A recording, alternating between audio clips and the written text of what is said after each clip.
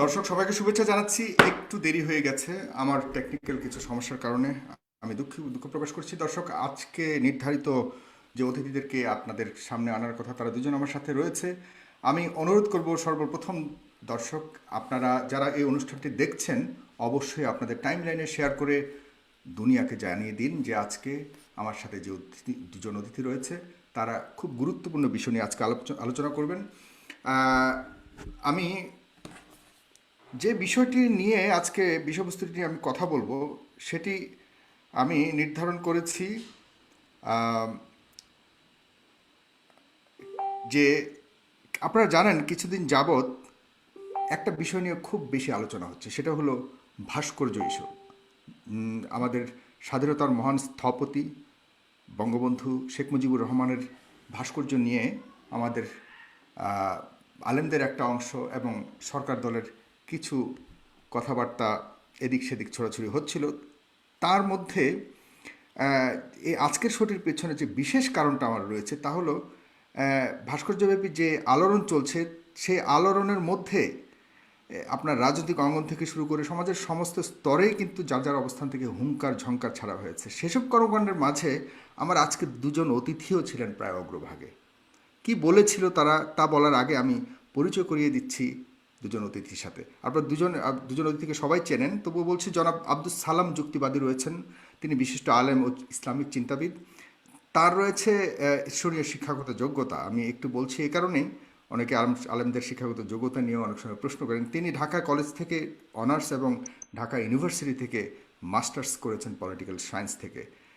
এটা একটু আপনাদেরকে জানানোর মতো একটা, মানে আমি ভাবলাম জানাই, তাহলে আপনারা তার সম্পর্কে একটু বুঝতে পারবেন। এরপরে রয়েছেন মিস ব্যারিস্টার তুরিন আফরোজ, স্বনামধন্য আইনজীবী, বাংলাদেশ সুপ্রিম কোর্ট। আপনারা সবাই তাকে চেনেন। আমি আহ, গত সপ্তাহে দুইটা ভিডিও আমার কাছে আসে। একটাতে ব্যারিস্টার তুরিন আফরোজ বলেছেন যে ভাস্কর্য ভাঙতে আসো, তোমাদের হাত পা গুড়িয়ে দেব। কতটুকু সঠিক আপনি বলেছেন আর কতটুকু সঠিক নয় এ বিষয় নিয়ে আমি আপনাকে প্রশ্ন করব, এবং আমরা কিন্তু আসলে এর পেছনের আসল রহস্যটা জানি না। এখন আমি সরাসরি চলে যাচ্ছি ব্যারিস্টার তুরিন আফরোজ আপনার কাছে। আপনার কাছে আমি জানতে চাইবো, আসলে এই বক্তব্যটি আপনি দিয়েছেন খুবই আক্রমণাত্মক। আপনি কেন বলেছেন এবং কি যুক্তি রয়েছে আপনার এটা বলার পেছনে? এমন এই ধরনের কর্মকাণ্ড যদি করে কেউ, আপনি বলতে পারেন কিনা একজন আইনজীবী হয়ে যে আলেমদের হাত পা গুড়িয়ে দেবেন, নাকি এর পেছনে অন্য কোনো কারণ রয়েছে যেটা আপনি বলেছেন সেরকম কিছু না? ব্যারিস্টার তুরিন আফরোজ, আপনাকে দিয়ে শুরু করছি আজকের আলোচনার সূত্রপাত। আহ ধন্যবাদ সাগর আপনাকে। ধন্যবাদ মৌলানা সালাম আজকে এখানে আসবার জন্য সবাইকে, আর সমস্ত দর্শকদের শুভেচ্ছা এবং আসসালামু আলাইকুম। আচ্ছা, আমি সরাসরি প্রশ্নের উত্তরে চলে যাই। আমার যে ভিডিওটি রয়েছে সেই ভিডিওটি কিন্তু সবখানে দেখতে পাওয়া যাচ্ছে।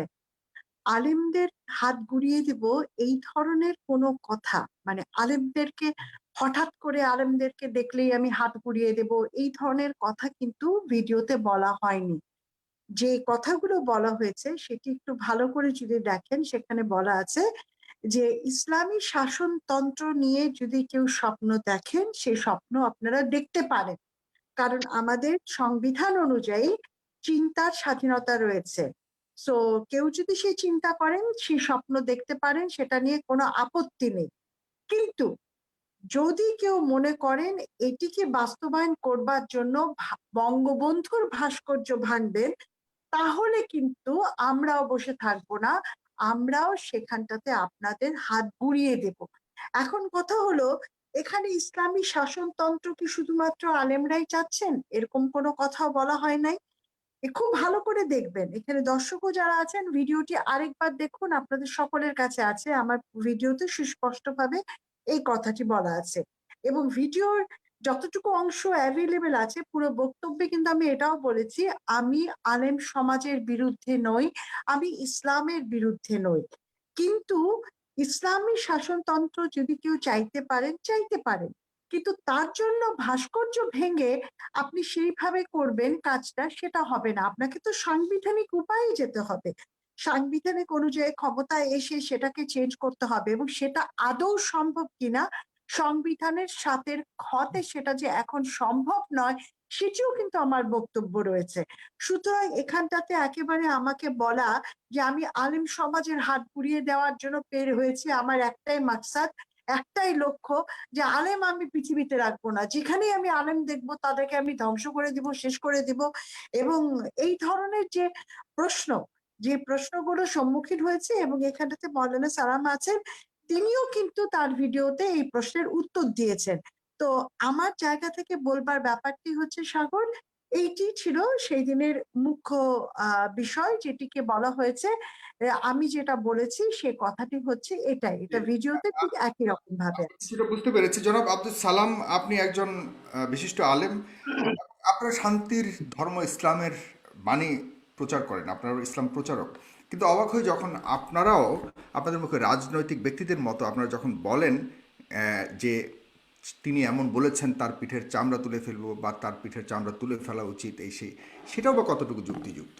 আপনাদের কাছ থেকে হাজার মানুষ শুনে সেটাকে, অথবা আপনি এটার পক্ষে বিপক্ষে সপক্ষে আপনার অবস্থাটা একটু জানতে চাচ্ছি। সেই বক্তব্য নিয়ে আর তুরিন আফরোজের বিরুদ্ধে আপনিও কিন্তু বলেছেন, সেই ভিডিওটার মধ্যে অনেক, সেটা অনেক ভাইরালও হয়েছে। জনাব আব্দুল সালাম যুক্তিবাদী। আসসালামু আলাইকুম ওয়া রাহমাতুল্লাহি ওয়া বারাকাতুহু। ইন্নাল হামদালিল্লাহ ওয়াস সালাতু ওয়াস সালামু আলা রাসূলিল্লাহ ওয়া বাদ। দেশ এবং প্রবাসের প্রিয় বন্ধুরা, যে যেখান থেকে আমাদের আজকের প্রোগ্রামটি দেখছেন, সকলকে আন্তরিক শুভেচ্ছা এবং অভিনন্দন। শুভেচ্ছা জানাচ্ছি আজকের প্রিয় ভাই সাগরকে, সাথে আরো শুভেচ্ছা জানাচ্ছি বাংলাদেশের দিগ্গজ একজন আইনজীবী ব্যারিস্টার তরিন আফরোজ। তিনি তার বক্তব্য নিয়ে যে বক্তব্যটি এখন পেশ করলেন, তিনি তার যে বক্তব্যটি ভাইরাল হয়েছে, প্রিয় বন্ধুরা আপনারা সকলেই দেখেছেন। তিনি যে হাত ঘুরিয়ে দেওয়ার কথা বলেছেন, তার পূর্বে প্রথম থেকে তিনি তার বক্তব্য যখন স্টার্ট হয়, তিনি ভাস্কর্যের ইস্যুটা নিয়ে কথা বলতে গিয়ে আলেম সমাজের কাছে কয়েকটি প্রশ্ন ছুড়ে দিয়েছেন। বিশেষ করে আমি সেই বক্তব্যটা দেখেছি, তিনি ৪টি প্রশ্ন করেছেন। প্রথমত বলেছেন যে আমরা সূর্য পূজার কথা বলি, কিন্তু যদি আমরা সূর্যের আলো উপভোগ করি, তাহলে সেটা কি সূর্য পূজা হবে কিনা, সূর্য পূজা হবে কিনা, বা সেটা শিরক হবে কিনা। দ্বিতীয় প্রশ্ন করেছেন, আমরা যদি চন্দ্র দেখে পবিত্র সিয়াম পালন করি, তাহলে এটার দ্বারা চন্দ্র পূজা হবে কিনা, বা এই লোকটি মুশরিক হবে কিনা। পরের প্রশ্ন, আমরা যদি আগুন ব্যবহার করে রান্না করি, তাহলে সেটা অগ্নি পূজা হবে কিনা। এবং যদি আমরা বৃক্ষের নিচে যাই, ছায়া গ্রহণ করি, তাহলে বৃক্ষ পূজা হবে কিনা। এই কথাগুলো বলে তিনি বারবার একই কথা বলছিলেন যে শরীয়তের কাছে প্রশ্ন, শরীয়তের সম্পর্কে উত্তর দেয় কিনা। আমার মেইন মাকসাদ ছিল এটার উত্তর দেওয়া। আমি এই কথাটি সর্বপ্রথম পরিষ্কার করতে চাই, সূর্যের আলো উপভোগ করলে সূর্য পূজা হয় না। কিন্তু কেউ যদি সূর্যের আলোর কাছে গিয়ে সূর্যের কাছে হাত পেতে সূর্যের কাছে কোনো কিছু চায়, তাহলে সেটা সূর্য পূজা হবে। যদি কেউ চন্দ্র দেখে পবিত্র সিয়াম পালন করে, চন্দ্র পূজা হবে না। কিন্তু চাঁদ দেখে যদি চাঁদকে সম্মান শ্রদ্ধা করে চাঁদের কাছে কিছু প্রার্থনা করে বা কল্যাণ কামনা করে, তাহলে চন্দ্র পূজা হবে। যদি কেউ অগ্নি দিয়ে রান্না করে খায়, তাহলে এটা অগ্নি পূজা হবে না। কিন্তু যদি কেউ আগুনকে দেখে আগুনের কাছে হাত উঠে বা মাথা নত করে সম্মান প্রদর্শন করে, তাহলে সেটা অগ্নি পূজা হবে। কেউ যদি একটা গাছের নিচে যায়, গাছের ফল ভোগ করে, ছায়া গ্রহণ করে, তাহলে সেটা বৃক্ষ পূজা নয়। কিন্তু বড় বৃক্ষ দেখে কেউ যদি বৃক্ষর নিচে সেজদা করে, বৃক্ষকে সম্মান প্রদর্শন করে, তাহলে সেটা বৃক্ষ পূজা হবে। একই রকম ভাবে তিনি এটার দ্বারা বঙ্গবন্ধুর ভাস্কর্য নিয়ে এসে যে কথাটি অ্যাড করতে চেয়েছেন, আমি এখান থেকে এটা বলতে চাচ্ছি, বাংলাদেশের স্বাধীনতার মহান স্থপতি বঙ্গবন্ধু শেখ মুজিবুর রহমান, যার ভালোবাসা আমাদের কলিজায় রয়েছেন, আমাদের অন্তরে রয়েছেন, বাংলাদেশের 18 কোটি মানুষের অন্তরে রয়েছেন। আমরা যদি তাকে সম্মান করি, শ্রদ্ধা করি, তার জন্য হাত তুলে আল্লাহর কাছে দোয়া করি, তার কল্যাণ কামনা করি, তাহলে সেটা মুশরিকের পর্যায়ে যাবে না। কিন্তু আমরা যাকে ভালোবাসি, যদি তার মূর্তি বা ভাস্কর্য স্থাপন করে তাকে সম্মান প্রদর্শন করি, তাহলে এটা শিরিকের পর্যায়ে যাবে, সে মুশরিক হবে। আমি এই বক্তব্যটি প্রথম উত্থাপন করেছি। পরবর্তীতে যেটা বলা হলো যে আমি বলেছি যে চামড়া তুলে নিতে হবে, আমি ব্যারিস্টার তরিন আফরোজ আপাকে লক্ষ্য করে তার চামড়া তুলে নেব, এই কথা বলিনি। বরং আমি এটা বলতে চেয়েছি, বাংলাদেশে প্রত্যেক ধর্মের মানুষ থাকবে, তাদের স্বাধীনতা রয়েছে। সেটা হিন্দু হোক, খ্রিস্টান হোক, বৌদ্ধ হোক, অথবা যদি কোনো নাস্তিকও থাকতে চায় সে থাকবে, কিন্তু তাকে চুপ থাকতে হবে। হুম, হুম, তাকে ইসলাম ধর্মকে কটাক্ষ করে, ইসলাম ধর্মের কোন বিধানকে নিয়ে কটাক্ষ করে কথা বলা যাবে না। আমি সেই বিষয়টিকে কেন্দ্র করে স্মরণ করে দিয়েছিলাম সেই তসলিমা নাসরিনের কথা, যিনি পর্দার বিরুদ্ধে কথা বলেছিলেন এবং শেষ পর্যায়ে প্রতিবাদের মুখে তিনি সেই পর্দা পরেই কিন্তু হিজাব পরেই পালিয়ে গেছেন। আমি এটা বলতে চেয়েছি, যারা ধর্মের বিরোধিতা করবে, ইসলামের বিরুদ্ধে কথা বলবে, ইসলামের বিরুদ্ধে কথা বলার পরে সে থাকার স্থান বা অধিকার আমার সমাজে পাবেন। আপনি থাকবেন, চুপ থাকেন। আপনি হিন্দু ধর্ম পালন করেন, খ্রিস্টান ধর্ম পালন করেন, আপনি যে কোনো ধর্ম পালন করেন, আমার একটু ইসলাম বলেছেন অবজারভেশন যার ধর্ম রয়েছে। সে আহ, পালন করবে, লা ইকরাহা ফিদ্দিন, দিন সম্পর্কে কোনো জনাব জবরদস্তি আব্দুল নেই। সালাম তবে আপনাকে যুক্তিবাদী, জনাব পরিষ্কার করতে আব্দুল হবে, সালাম জিজ্ঞেস করছি, যুক্তিবাদী, আপনি বলবেন। আপনাকে পরিষ্কার করতে জনাব হবে, আব্দুল সালাম যুক্তিবাদী, গোটা আপনি পৃথিবীর আমাদের কথা মানুষ। একটু শুনতে হবে। জি, আমার কথা একটু শুনতে হবে। আপনি আপনার পরে আমি আবার এখন ব্যারিস্টার তুরিন আফরোজের কাছে যাব, বাট আপনার কাছে আমার একটা প্রশ্ন রয়ে গেছে। মানে রেখে যাচ্ছি, আপনি অবশ্যই পরবর্তীতে উত্তর দিবেন যে নাস্তিকদেরকে বা অন্যদের যে কোনো মতাবলম্বী যদি থেকে থাকে তারা কেন চুপ থাকবে, এটা আপনার কাছে আমার প্রশ্ন। কারণ হলো, আপনারা যারা আছেন আপনারা তো প্রচার করছেন, যারা চুপ আছে, যারা জানতে চায়, যারা কোনো কিছু জানে না, তারা আপনাদের কাছে জানতে চায়, আর আপনারা সেগুলির উত্তর দেওয়ার জন্য সবসময় প্রস্তুত থাকবেন। এটা এ কারণে তো আপনারা আলেম, এ কারণে আপনারা পড়াশোনা করেছেন, এ কারণে আপনাদের অনেক গান আছে ইসলাম সম্পর্কে যেটা আমার সম্পর্কে নাই। তাহলে মানুষ যারা প্রশ্ন করতে চায় তাদেরকে আপনারা উত্তর না দিয়ে চুপ থাকতে কেন বলবেন, সেই প্রশ্নটা আমি রেখে আপনার ব্যারিস্টার তুরিন আফরোজ আপনার কাছে যাচ্ছি যে আপনি একজন মুসলমান, আপনি একজন মুসলিম হিসেবে আপনি নিজেকে পরিচয় দিয়ে থাকেন। সরি, আমার প্রশ্ন হলো, যদি মুসলমান হয়ে থাকি আমরা, তাহলে মুসলিম ধর্মটাকে বা ইসলাম ধর্মটাকে আমাদের মানতে হবে। সেখানে ইসলাম ধর্মে যেটা আলেম ওলামারা বলে গেছে যে ভাস্কর্য নিষিদ্ধ, তারপরেও আপনারা ভাস্কর্য প্রশ্নে কেন মনে করেন যে না, এইটা আমরা মানি না, আমরা এমনিতে মানে আমরা মুসলমান ঠিক আছে, কিন্তু ভাস্কর্য ব্যাপারে আমরা মানি না, আমরা ভাস্কর্য গড়বই। তাহলে এটা কেমন ধরনের যুক্তি হলো? এটা আছে না যে আপনি একদিকে ইসলাম মুসলিম প্রমাণ ইয়ে করবেন, এটা আমার প্রশ্ন, অনেকেরই প্রশ্ন। তাহলে এটা কেমন, এটা একটু কনফ্লিক্ট রয়ে গেল না ব্যারিস্টার তুরিন? ধন্যবাদ সাগর, ধন্যবাদ মৌলানা সালাম আপনার অবস্থানটি পরিষ্কার করবার জন্য। আমি প্রথমে একটু মৌলানা সালামের যে বক্তব্য সেখান থেকে একটুখানি শুরু করছি। শরীয়তের প্রশ্নে জানতে চাওয়া, শরীয়তের প্রশ্ন জানতে চাওয়া কি হারাম? আমি যদি 4টি প্রশ্ন তুলে থাকি, সেটি নিয়ে আলোচনা যদি করেও থাকি, সেটা কি হারাম? সেটি হারাম আপনি কিভাবে বলতে পারেন যে এই প্রশ্নগুলো তোলাই হচ্ছে আপনার ঠিক হয়নি? আর ওই বক্তব্যে আমি এটা বলেছি, শরীয়ত শেখাবেন না, শরীয়ত আমরাও জানি, সে কথাটিও বলেছি। সুতরাং আপনারা যদি বলেন, আপনারা না, আমি আপনার কথাই বলবো, যেহেতু আমি আপনার সাথে বসেছি, আমি বাকি সবার দায়িত্ব আপনার উপরে দেব না, কিন্তু মৌলানা সালাম আপনি একজন বিজ্ঞ আলেম, শরীয়তের প্রশ্ন তো আমি তুলতেই পারি, তাতে তো কোনো অপরাধ হচ্ছে না। আচ্ছা, শরীয়তের প্রশ্নের জবাব যে আমি জানি না তাও এমনটি নয়। আপনি পরবর্তীতে আপনার বক্তব্যে কিন্তু আপনি আপনি বলেছেন যে আমি নাস্তিক, এই কথাটি আপনি বলছেন। নাস্তিক নির্ধারণ করার দায়িত্ব কি আপনার উপরে? নাস্তিক তো নির্ধারণ করবে আল্লাহ তাআলা। তিনি ছাড়া তো আমার মনে কি আছে, আমার বিশ্বাস কি আছে, এটি আসলে দেখানো বকধার্মিক হলে তো হবে না। যে আমার একটা আমি একটা ভাব ধরলাম যে আমি আসলে খুব বিশ্বাস করি ধর্মে, এটা সেটা তো ধর্ম হবে না। সে নাস্তিক হতে পারে, ধর্মের লেবাস পরে থাকলেও কিন্তু সে নাস্তিক হতে পারে, যদি আল্লাহ তাআলা বুঝেন যে তিনি দেখবেন আমার হৃদয়ে কি আছে। আজকে যদি আপনি মৌলানা সালাম, আপনি যদি বলেন যে না আমি নাস্তিক, বা আপনি ডিসিশন নিবেন আপনি নাস্তিক, তাহলে তো আপনি মহান আল্লাহ তাআলার সাথে শিরক করছেন। নাউজুবিল্লাহ, এই কাজটা কি আপনি করতে পারেন? এই কাজটা তো আপনি করতে পারেন না, আপনাকে অপেক্ষা করে থাকতে হবে। সেটা প্রশ্ন আমি জানতে চাইবো আপনার কাছে। দ্বিতীয় যে বিষয়টি, যেটি সাগর আপনি তুলেছেন প্রশ্নটি, সেটি হচ্ছে ভাস্কর্য হারাম, এটা জানার পরও কেন ভাস্কর্য নিয়ে এত উতলা হচ্ছে। আমি আমি অন্যদের কথা আবার বাদ দিচ্ছি, আমি আমরা বলবো না, কারণ আমি জানি না কারা চান কারা চান না। আমি আমার ব্যাখ্যাটাই দিব। আমাদের পবিত্র কোরআন শরীফে বলা হয়েছে কোরআন শরীফটা পড়তে হবে, ইকরা বিসমি রাব্বিকা আল খালাক।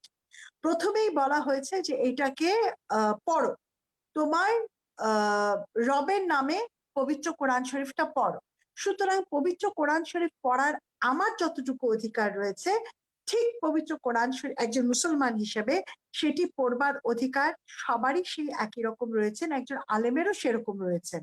কেউ যদি বলেন পবিত্র কোরআন শরীফ শুধুমাত্র আমার পৈতৃক সম্পত্তি, এইটার ব্যাখ্যা শুধু আমি জানি, তাহলে কিন্তু এটা আমরা ভুল করব। তাহলে আমরা কি করে ইসলামের প্রচার করছি, সেখানটাতে পবিত্র কোরআন শরীফ পড়ানোর জন্য আপনারা যে দাওয়াত দিচ্ছেন সেই দাওয়াতটা কি করে মানুষ গ্রহণ করবে? এখন আসি, তাহলে কোরআন শরীফে কি ভাস্কর্যকে হারাম বলা হয়েছে?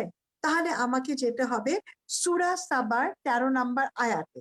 সূরা সাবার 13 নম্বর আয়াতে মৌলানা সালাম আপনি নিশ্চয়ই আমার সাথে একমত হবেন, যেখানে হযরত সুলাইমান আলাইহিস সালামের রাজ্যে জিনদেরকে নির্দেশ দেওয়া হয়েছে প্রাসাদ, ভাস্কর্য, পানি সরবরাহ নিশ্চিত ব্যবস্থা, খাদ্য গুদাম ইত্যাদি রান্নার আধুনিকায়ন ব্যবস্থা বিভিন্ন কিছু তৈরি করবার। সেখানে কিন্তু ভাস্কর্য তৈরির কথা আল্লাহ তাআলা বলেছেন, এবং জিনরা আল্লাহ তাআলার নির্দেশে তার রাজ্যে কিন্তু সেই কাজটি করেছেন।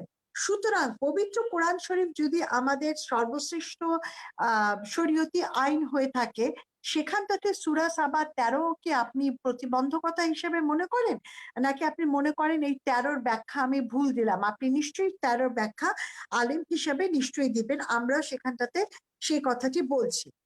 সূরা ইব্রাহিমের 35 নম্বর আয়াতে মৌলানা সালাম প্রতিমা পূজার কথা হারাম করা হয়েছে, সেটিও কিন্তু আমি জানি, সেটিও একমত আমি। কোনো কিছুকে পূজা করা সেটা হচ্ছে আমাদের জন্য হারাম। আপনি যে কথাটি বললেন, 4টি প্রশ্ন আমি তুলেছি শরীয়তের প্রশ্ন, ঠিক একই জায়গা থেকে, যে সূর্যকে কেউ যদি পুজো করে তার মানে তো এটা না যে আমি সূর্যের দিকে দেখবো না। আমার কথার উত্তর কিন্তু আমার প্রশ্নের ভেতরেই নিহিত ছিল, যেটা আপনিও দিয়েছেন, ব্যাখ্যা করেছেন। আপনি বুঝাতে চেয়েছেন আপনাদের সূর্যকে যেহেতু হিন্দুরা পূজা করে, তাহলে আমরা মুসলমানরা কি ওদিকে তাকানো হারাম কিনা, রাইট? না, এরকম। আমি সেই প্রশ্নটি করেছি যে আমরা তাকালে তো সেটা হবে না, এবং চন্দ্র নিয়েও একই কথা, বৃক্ষ নিয়েও একই কথা, অন্যান্য একই সূত্র কিন্তু গাথা প্রশ্নগুলোর ভেতরে উত্তরটি রয়েছে। এবং সেখানে আমি বলেছি যে ভাস্কর্য বানালেই যে সেটা হারাম হয়ে যাচ্ছে সেটা মোটেও না।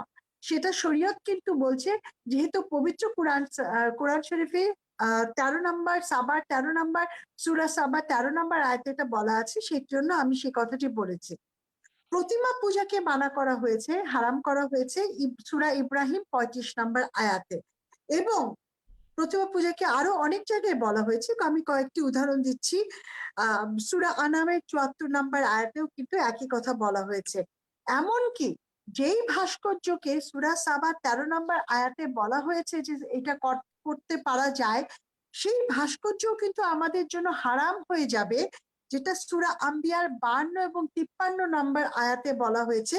সেই ভাস্কর্য যেটা নাকি আমাদের জন্য হালাল, সেটিও হচ্ছে আমাদের জন্য হারাম হয়ে যাবে যদি আমরা সেটাকে বানিয়ে পূজার পারপাসে সেটাকে পূজা করবো। আপনি অনেকগুলি অনেকগুলি আয়াতের উদ্ধৃতি দিলেন, কিন্তু আমার একটা ইন্টারেস্টিং, মানে খুব আমি কুরিয়াস এখানে, যে আপনি যে কয়েকটা আয়াত পড়াশোনা করেছেন স্পেসিফিক্যালি, ওই আয়াতগুলি আপনি পড়াশোনা করেছেন, এবং কিন্তু যারা একদম স্কুল লাইফ থেকে কোরআনের উপরে সার্বক্ষণিক পড়াশোনা করছে, তাদের তাদের বর্ণনাকে, তাদের এক্সাম্পলকে কেন আপনারা নিতে চাচ্ছেন না, বা আপনি নিচ্ছেন না? কারণ আমি যতদূর জানি বা দেখেছি এ পর্যন্ত, এই ভাস্কর্য ইস্যুতে বড় বড় ওলামায়ে কেরামগণ এবং বড় বড় হুজুররা, যারা মুফতি, যারা কোরআন নিয়ে সারা বছর ঘাটাঘাটি করে, তারা কিন্তু স্ট্রংলি, ভেরি স্ট্রংলি তাদের স্ট্যান্সকে জানান দিয়েছে যে কোরআনের ভিত্তিতে কোথাও এরকম। আমি আমার ব্যক্তিগত কথা বলছি না, আমি ভাস্কর্যের পক্ষে বিপক্ষে সে নিয়ে আমি কোনো ইয়ে করতে যাচ্ছি না, বাট আমি বলছি যেসব বক্তব্যগুলি আসছে, সেখানে যারা বক্তব্য দিচ্ছে তাদের আর কিন্তু আলেম, যারা কোরআন শরীফের উপরে যথেষ্ট জ্ঞান রয়েছে। আর আমি আপনি কিন্তু দেখা যাচ্ছে জাস্ট উদ্দেশ্যমূলক বা এই স্পেসিফিক পয়েন্টসগুলি জানার জন্য আমরা কিছুক্ষণের জন্য হয়তো কোরআনকে রিসার্চ করেছি, কিন্তু এই পয়েন্টসগুলি দিয়েই কি আপনি মনে করেন যে কোরআনের ওই তাদের যুক্তিটাকে আমরা মানে ইয়ে করতে পারি, নাকচ করতে পারি, তাদের যে আচ্ছা, গ্রহণযোগ্যতা সেটা ধন্যবাদ। করতে পারি? ধন্যবাদ এর মধ্যে আমি সাগর। একজন কলারকে নিচ্ছি আজকে, দুই তিনজন কলার নিব, আই মিন যারা দর্শক সারি থেকে দুজনকে নিবে, যারা প্রশ্ন করতে আসছেন, আমি জানি না কাকে প্রশ্ন করবে। যারা প্রশ্ন করবেন তারা একটু দয়া করে আসুন, আপনারা অপেক্ষা করুন, আমি আপনাদেরকে একে একে ইয়ে করবো, 3 থেকে 4 জনকে নিব।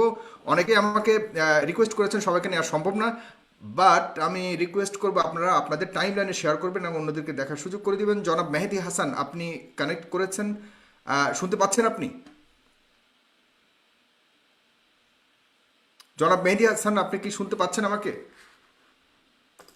হ্যাঁ, ব্যারিস্টার তুরিন আফরোজ, আপনি কিছু বলছেন, আমি এরপরেই যাচ্ছি, জাস্ট উইথিন ফিউ সেকেন্ডস, এরপরে আমি যাচ্ছি আব্দুল সালাম যুক্তি। আচ্ছা, আপনি বলেছেন যে যারা সারাদিন এটা নিয়ে পড়াশোনা করেন তাদের যে বক্তব্য সেটাকে মানতে আমার অসুবিধা কোথায়? না, তাদের বক্তব্য মানতে আমার একটুকু অসুবিধা নেই। আলেম সমাজের বিরুদ্ধে তো আমি নই। আর দেখেন, একজন আলেম আমাদের ধর্মের এই যে একটা জন্ম থেকে আজানটাও কিন্তু একজন হুজুর দেন, এবং শেষ বিছানায় যখন আপনি কবরে শুচ্ছেন তখনও কিন্তু আমাদেরকে সেই ধর্মীয় লোকটির কাছেই কিন্তু যেতে হচ্ছে। সুতরাং তাদের বিরুদ্ধে আমি নই, কিন্তু যদি আমরা ভেবে থাকি আলেম সমাজ একেবারে ভুলের ঊর্ধ্বে, সে আলোচনাতে আমরা যেতে পারবো না। কিন্তু তাদেরকে ধর্মীয় বিষয়ে আমাদের থেকে অনেক জ্ঞান বেশি রাখে, এটা আমাদেরকে মানতে হবে, রাইট? হুম। সাগর, অবশ্যই ধর্মীয় বিষয়ে তাদের জ্ঞান রয়েছে। আপনি যদি মুসলিম উম্মার কথা বলেন, সেটা তো অনেক বড় উম্মা। এই উম্মা তো হচ্ছে পুরো পৃথিবীতে জুড়ে। তো পৃথিবী জুড়ে এতগুলো ইসলামী রাষ্ট্র আছে, পৃথিবী জুড়ে এতগুলো মুসলিম রাষ্ট্র রয়েছে, সেখানে তো ভাস্কর্য আম, হারাম বলা হয়নি, সেখানে তো ভাস্কর্য আমরা এই ব্যাপারটা বানানো নিয়ে তাহলে আছে। আব্দুল তাহলে সালাম হচ্ছে যুক্তিবাদীর কাছে যাচ্ছি। জি, যুক্তিবাদী সাহেব আপনি বলবেন। হ্যাঁ, তুই আপনার কাছে আমি আবারও আসছি। আব্দুল সালাম যুক্তিবাদী, না, আপনি আমার বলবেন। আমার কথাটা শেষ করে নিতে হবে তো। আমি বলছি যে সেই পুরো বিশ্ব উম্মা যেখানটাতে একদিকে দাঁড়িয়ে আছেন, সেখানটাতে আমাদের এখানে কিছু আলেমরা, তারা যদি এটাকে হারাম বলেন, আমি তাহলে কার কথা শুনবো? আমি যদি না, তাদের তারা কি বিশ্বের নিজ থেকে হারাম বলছে, এই প্রশ্নটা, হ্যাঁ, নিজ থেকে হারাম বলছে নাকি হাদিস এবং কোরআনের আলোকে হারাম বলছে, এটা জানার জন্য আমরা আব্দুল সালাম যুক্তিবাদী আপনার কাছে আসছি, আপনি বলবেন দয়া করে। নিশ্চয়ই হ্যাঁ, নিশ্চয়ই নিশ্চয়ই। আপনার কাছে আবারও আসছি, আব্দুল সালাম যুক্তিবাদী বলবেন। জি, ধন্যবাদ আমাদের আপা তুরিন আফরোজকে। তিনি কয়েকটি প্রশ্ন আমাকে করেছেন। তিনি প্রথমে বলেছেন যে শরীয়তের প্রশ্ন তোলা কি অপরাধ কিনা। এটা তো স্পষ্ট কথা, অপরাধ নয়। আপনি জানার উদ্দেশ্যে প্রশ্ন করতে পারেন, কিন্তু যদি আপনি নিজে নিজে মনে করেন আমি সবচেয়ে ভালো বুঝি, আমি যেটা জেনেছি এটাই ঠিক, এই উদ্দেশ্যে যদি আপনি প্রশ্ন করেন, তাহলে আপনি অবশ্যই প্রশ্নের সম্মুখীন হবেন। এবং আপনি প্রশ্ন তুলেছেন, আমি জাস্ট এটার উত্তর দিয়েছি, আর এর বাইরে কিচ্ছু বলিনি। পরের কথা আমার খুবই ভালো লাগলো যে আপনি কোরআন পড়েন, আলহামদুলিল্লাহ। তবে আমি এতটুকু বলবো, কোরআন জি, প্রত্যেকটি শুনতে মুসলমানের পাচ্ছি। তো পড়া দায়িত্ব। আল্লাহ সুবহানাহু ওয়া তাআলা সর্বপ্রথম কিন্তু আমাদের কোরআনের জ্ঞান অর্জন করাকে ফরজ করে দিয়েছেন। ইকরা বিসমি রাব্বিকাল্লাযী খলাক, আয়াতটি যে তেলাওয়াত করেছেন, আইনজীবী ওনাকে আমি বলবো যে পড়া ঠিক আছে, আমাদের এই পড়ার তেলাওয়াতের মাধ্যমে বোঝা যায় আমাদের কতটুকু কোরআনের জ্ঞান এবং আমরা কতটুকু গবেষণা করেছি। তারপরেও আমি তাকে শুভেচ্ছা জানাবো, তিনি কোরআন পড়েছেন। কিন্তু আমার কথা হলো, আপনি কোরআন পড়েন ঠিক আছে, আপনার কোরআনের জ্ঞান আছে ঠিক আছে, কিন্তু আপনি একটা প্রশ্ন তুললেন যে আলেমরা কি ভুলের ঊর্ধ্বে? অবশ্যই ভুলের ঊর্ধ্বে নয়। ভুল তো অবশ্যই থাকবে, ভুলের ঊর্ধ্বে আমরা নই। কিন্তু আলেম যদি ভুল করে, সে আলেমের ভুল আলেম ধরবে। কিন্তু কোন জালেম যদি আলেমের ভুল ধরে, এটা সহ্য করার মতো নয়। আমি একজন আলেম, আমি ভুল করেছি। না, আপনি বাংলাদেশের বিজ্ঞ জালেম বলতে কাদেরকে বড় বোঝাচ্ছেন? আলেম যারা আপনাকে রয়েছেন, ভুল ধরলে কি জালেম হয়ে যেতে হবে? আপনারা কি ভুলের ঊর্ধ্বে কি না, এটা তো একটা মানুষ মাতৃত্ব। ভুল ধরলে জালেম না। আমি বলতে চাচ্ছি, যাদের কোরআন হাদিসের জ্ঞান আছে, যাদের কোরআন সুন্নাহর সঠিক জ্ঞান আছে, মুফতি, মুহাদ্দিস, ফকি, এরা ভুল ধরবে। তার কারণ আপনি নিজেই তো এখনো সঠিকভাবে জানেন না, আপনি ভুল ধরবেন কেন? শুধু ওরাই পারবেন না ভুল তো। আপনি ধরবে কিছু এরকম জানেন, কোনো আয়াত কিছু আছে জানেন না। যে শুধুমাত্র ওনারাই অতএব ভুল আপনি ধরবে? ভুল ভুল ধরতে পারবেন না। আপনি মানে ভুল বলতে নির্দিষ্ট, আমি কোরআনের ভুল আমি নয়, বলে শেষ এটা করি। একটা জিনিস পরিষ্কার হওয়া উচিত, আমি কোরআনের ভুল নয়, কোরআনের বাংলা ব্যাখ্যার যারা ব্যাখ্যা প্রদান করেন তাদের কোনো ধরনের ভুল কি সবাই ধরবার অধিকার রয়েছে কিনা, এটা কোনো ধরনের যেটা আপনি বললেন যে না আলেম ওলামারাই ধরবো, অন্য কেউ ধরতে পারবে না, এর ধরনের কোনো বাধ্যবাধকতা বা কোনো হাদিস রয়েছে? ভাই, আমি এই ব্যাপারে কথা বলে শেষ করি, তারপরে আপনার প্রশ্ন করেন। আমি যেটা বলতে চাচ্ছি, উনি সাধারণ মানুষ, উনিও কোরআনের জ্ঞান অর্জন করবেন। কোরআন তো শুধু একার জন্য নয়, এমনকি শুধু মুসলমানদের জন্যও নয়। হুদাল্লিন নাস, এটা গোটা পৃথিবী সমস্ত মানুষের জন্য হেদায়েত এবং স্পষ্ট জীবন ব্যবস্থা। সুতরাং শুধু মুসলমানরাই কোরআন পড়বে তা নয়, অন্যান্য ধর্ম অবলম্বীরাও তো কোরআন পড়ে। সুতরাং যে কেউ কোরআন পড়তে পারে। কিন্তু উনি যে প্রশ্ন তুলেছেন যে আলেমরা কি ভুলের ঊর্ধ্বে, আমি বলবো ভুলের ঊর্ধ্বে নয়। কিন্তু একজন আলেম যখন ভুল করে সেটা ইহতিসাব গঠনমূলক সমালোচনা করে আরেকজন আলেম সেটাকে শুধরিয়ে দিবেন। কিন্তু যার কোরআন হাদিসের সঠিক জ্ঞান নেই, তিনি পরিপূর্ণ কোরআন হাদিসের জ্ঞান পড়াশোনা করেন নাই, তিনি যখন ভুল ধরবে, এটা তো মানে অযৌক্তিক। আমি যেটা বলবো, তার কারণ একজন খেলোয়াড় যদি ভুল করে, অন্য একজন খেলোয়াড় ভুল ধরে। ড্রাইভার ভুল করলে যোগ্য আরেকজন ড্রাইভার ভুল ধরে। কিন্তু যখন মুফতি মুহাদ্দিস আলেমের ভুল ধরতে যাবে, সে তো মূর্খ হলে হবে না, জাহিল হলে হবে না। তাকে কোরআনের জ্ঞান থাকতে হবে, ওই ব্যাপারে সুস্পষ্ট ধারণা থাকলে সে ভুল ধরে দিতে পারবে। আমি পরের আলোচনায় যাই। না, আমি বিজ্ঞ আপনার কাছে আইনজীবী যে রেখে গিয়েছিলাম প্রশ্নটি দুটো প্রশ্ন, তুলেছেন, সেটার ব্যাপারে। আপনি প্রশ্নগুলো শেষ করবো, আমাকে টাইম দেন, আমি প্রশ্নগুলো শেষ করবো। হুম। বিজ্ঞ আইনজীবী যে আরেকটি প্রশ্ন করে রেখেছিলেন যে সূরা সাবার 13 নম্বর আয়াতের ভিত্তিতে হযরতে সুলাইমান আলাইহিস সালাম জিনদেরকে বলেছিলেন তামাসিল আবহ তৈরি করতে। এখানে মুফাসসির কিরাম দুইটি ব্যাখ্যা দিয়েছেন। প্রথম নম্বর ব্যাখ্যা হলো তামাসিল বা আবহ বলতে এটা কোনো প্রাণী বা মানুষের আকৃতি নয়, এটা ছিল অন্য যেমন গাছ বা কিতাব এদের আকৃতি। দ্বিতীয় নম্বর যে ব্যাখ্যা মুফাসসির কিরাম দিয়েছেন, সুলাইমান আলাইহিস সালামের পয়গম্বরের জামানায় শরীয়তে যদি এটা বৈধও থেকে থাকে, কিন্তু আমাদের শরীয়তে এটা বৈধ নয়। তার কারণ শরীয়তের অনেক বিধান রয়েছে। অন্যান্য পয়গম্বরের আমলে যেটা বৈধ ছিল, আমাদের শরীয়তে এসে সেটা চেঞ্জ হয়ে গেছে, পরিবর্তন হয়েছে। যেমন অন্যান্য নবীদের আমলে আশুরা রোজা ফরজ ছিল, কিন্তু আমাদের উম্মতি মুহাম্মাদি শেষ নবীর উম্মতের শরীয়তে আমাদের সিয়ামে রোজাকে ফরজ করা হয়েছে। আগে তারা সিয়াম পালন করতো 6টি, আমরা করি 30 দিন। আগে তারা ঈদ পালন করতো 1টি, আমরা করি 2টি। তাহলে এখান থেকে বোঝা যাচ্ছে শরীয়তের পার্থক্য বা কম বেশি হয়েছে অন্যান্য পয়গম্বরের থেকে। এর মানে এই নয় যে সূরা সাবার ওই আয়াতের উপর ভিত্তি করে আমরা মূর্তি বা ভাস্কর্যকে বৈধ বলতে পারি। সুতরাং এটার দ্বারা বোঝা যায় ওইটাকে কেন্দ্র করে আমাদের শরীয়তে এটা বৈধ বলার কোনো সুযোগ নেই। এবং আমি আবারও তাকে ধন্যবাদ জানাই আইনজীবীকে। তিনি কিন্তু পরবর্তীতে সূরা হজের রেফারেন্স টেনে নিজেই বলেছেন যে এই আয়াতের দ্বারা মূর্তি বা ভাস্কর্য হারাম। তাহলে আমি তাকে বলবো, যদি আপনি ওই আয়াতের দ্বারা হারাম বুঝে থাকেন, তাহলে আপনি এটাকে হালাল প্রমাণিত করার পক্ষে কোনো যুক্তি উত্থাপন করবেন না। তার কারণ কোরআনের একটি বিধান আরেকটি বিধানের দ্বারা কি হয়ে যায়, রহিত হয়ে যায়। আপনি যদি বুঝতে পেরেছেন যে ওটা কি হবে, আমার থেকে জবাব চেয়েছেন, কিন্তু ওই আয়াতের দ্বারা সূরা হজের দ্বারা বুঝেছেন হারাম, তাহলে এটা হারাম। এই ব্যাপারে আর কোনো কথা বলার কোনো বিষয় আছে বলে আমার মনে পড়ে না। কিন্তু পরিশেষে যে কথাটি বলতে চাই, যে আলেমদের ব্যাপারে কথা বলবেন আরেকজন আলেম, কিন্তু যখন আমরা দেখতে পারি মেয়র তাপসের মতো যখন একজন দাঁড়িয়ে ফতুয়া দিয়ে ফেলে যে আমি বাতাসা বাড়িতে পড়েছি, তোমাদের চাইতে কি কোরআন হাদিস কম জানি, এটা একদম মূর্খতার পরিচয় ছাড়া আর কিছু হতে পারে না। একজন মন্ত্রী বলে ফেললেন যে প্রাইম মিনিস্টার, আমরা তার সাহাবারা আছি, ভাস্কর্য মূর্তি রক্ষা করার জন্য আমরাই যথেষ্ট। তিনি কি সাহাবার সংজ্ঞা জানেন? সাহাবা কাকে বলে? সাহাবার মর্যাদা জানে? রসুল বলেছেন সাহাবাত কান নুজুম, সাহাবীদের মর্যাদা তো আকাশের নক্ষত্র তারকা পর্যন্ত। আর আপনি যেখানে সেখানে সব ফতুয়া দিতে গিয়ে আজকে যারা দেখেন বাংলাদেশের আলেমদের মধ্যে এবং সরকারের মধ্যে যে উত্তেজনাপূর্ণ একটি পরিবেশ তৈরি হয়েছে, আমি মনে করি এর পেছনে কিছু একেবারে অতি উৎসাহী চাটুকার কিছু বক্তার কারণে। সর্বপ্রথম লক্ষ্য করে দেখেন, আমরা দেখলাম আপনি ছোট করতে হবে, আমি আপনার কাছে আবারও আসবো, আপনি ছোট করতে হবে। নওফেল সাহেব বললেন আলেমদের ঘাড় মটকে দেবো। আমি একটু বলি, এই ব্যাপারটা বলে শেষ করি। নওফেল সাহেব বললেন আলেমদের ঘাড় মটকে দেব। তারপরে জয় সাহেব বললেন যে বুড়ি গঙ্গায় ভেসে দেব। নিক্সন সাহেব ঘোষণা করলেন আলেমদের লেজ কেটে দেব। এমনকি দুঃখজনক হলেও সত্য, একজন প্রশাসনিক কর্মকর্তা কুষ্টিয়ার এসপি সাহেব তিনি বললেন জালেমদের হাত ভেঙে আমরা জেলে ঢুকে দেব। আপনি হলেন রাষ্ট্রের কর্মচারী, আমার বাবার ধান বিক্রি করা চাল বিক্রি করা টাকায় আপনার বেতন দেওয়া হয়, আর আপনি সেখানে দাঁড়িয়ে যখন বলেন যে আমরা হাত ভেঙে জেলে ঢুকে দেবো, আপনাকে হাত ভাঙার কোনো অধিকার দিয়েছে?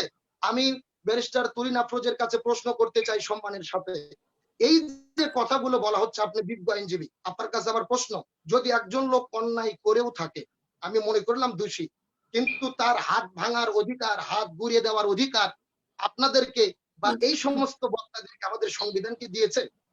আমাদের সংবিধান কি খুব বলে? সুন্দর প্রশ্ন করেছেন। প্রশাসন থাকুন, আমি আপনার কাছে আবারও আসছি। মেহেদী হাসান, আপনাকে দেখতে পাচ্ছি, আপনি অনেকক্ষণ ধরে অপেক্ষা করছেন, শুনতে পাচ্ছেন আমাকে? জি, আমি আপনাকে শুনতে পাচ্ছি। আমাকে শুনতে পাচ্ছেন? জি, খুব শর্ট করে আপনার প্রশ্নটি বলে যান, কাকে করবেন, আপনি কোথা থেকে বলছেন, আপনার নাম আর কাকে করতে যাচ্ছেন বলুন দয়া করে। জি, আমি ইতালির মিলানো থেকে মেহেদী হাসান বলছি। আমার প্রশ্নটা হচ্ছে ব্যারিস্টার তুরিন আফরোজের কাছে। কারণ তিনি সরকারের একজন প্রতিনিধি। আমার প্রশ্ন হচ্ছে বাংলাদেশ এবং সরকারের পৃথিবীতে। প্রতিনিধি কিভাবে হলেন উনি আমি জানি না, আচ্ছা যাই হোক, হ্যাঁ। আচ্ছা, যা হোক, তাহলে মানে তাহলে আমি সরকারের পক্ষে হয়তো কথা বা বলেন সবসময়, হ্যাঁ। আচ্ছা, সরকারের পক্ষে কথা আলেমদের বলেন। বিপক্ষে কথা বলেন, হ্যাঁ। জি, তাহলে আমার এই ভুল তথ্যের জন্য সরি।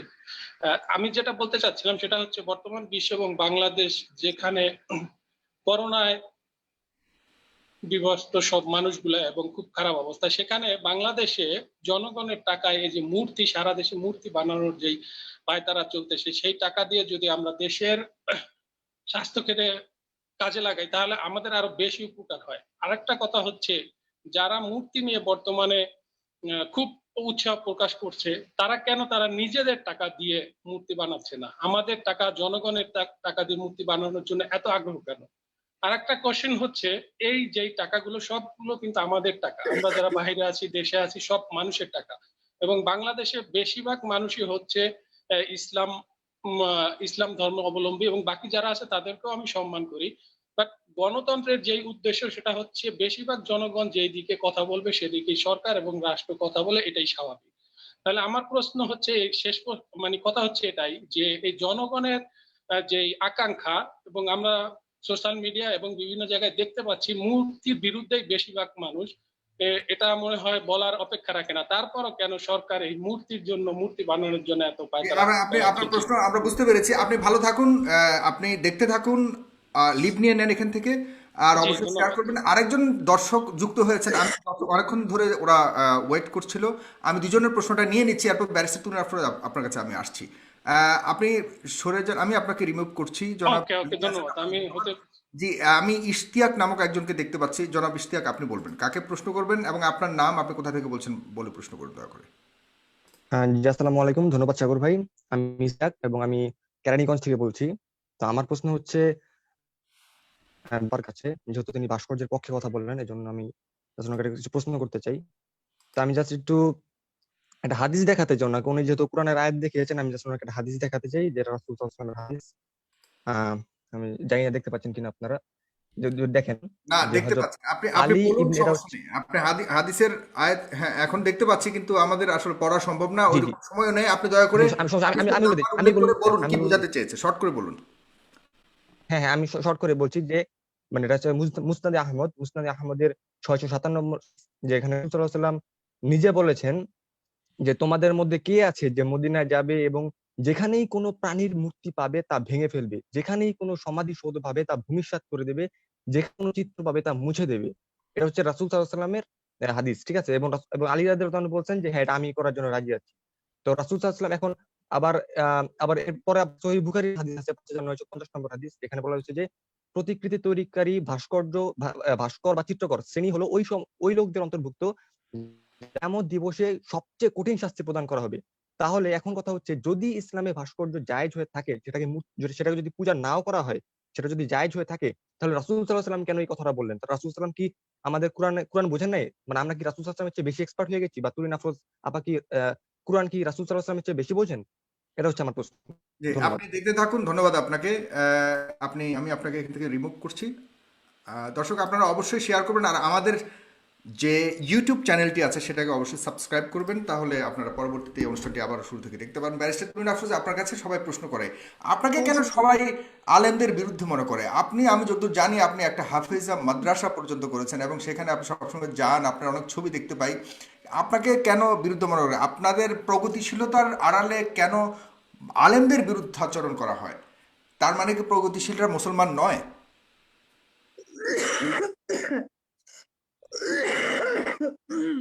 সরি, আমার আওয়াজ একটু প্রবলেম।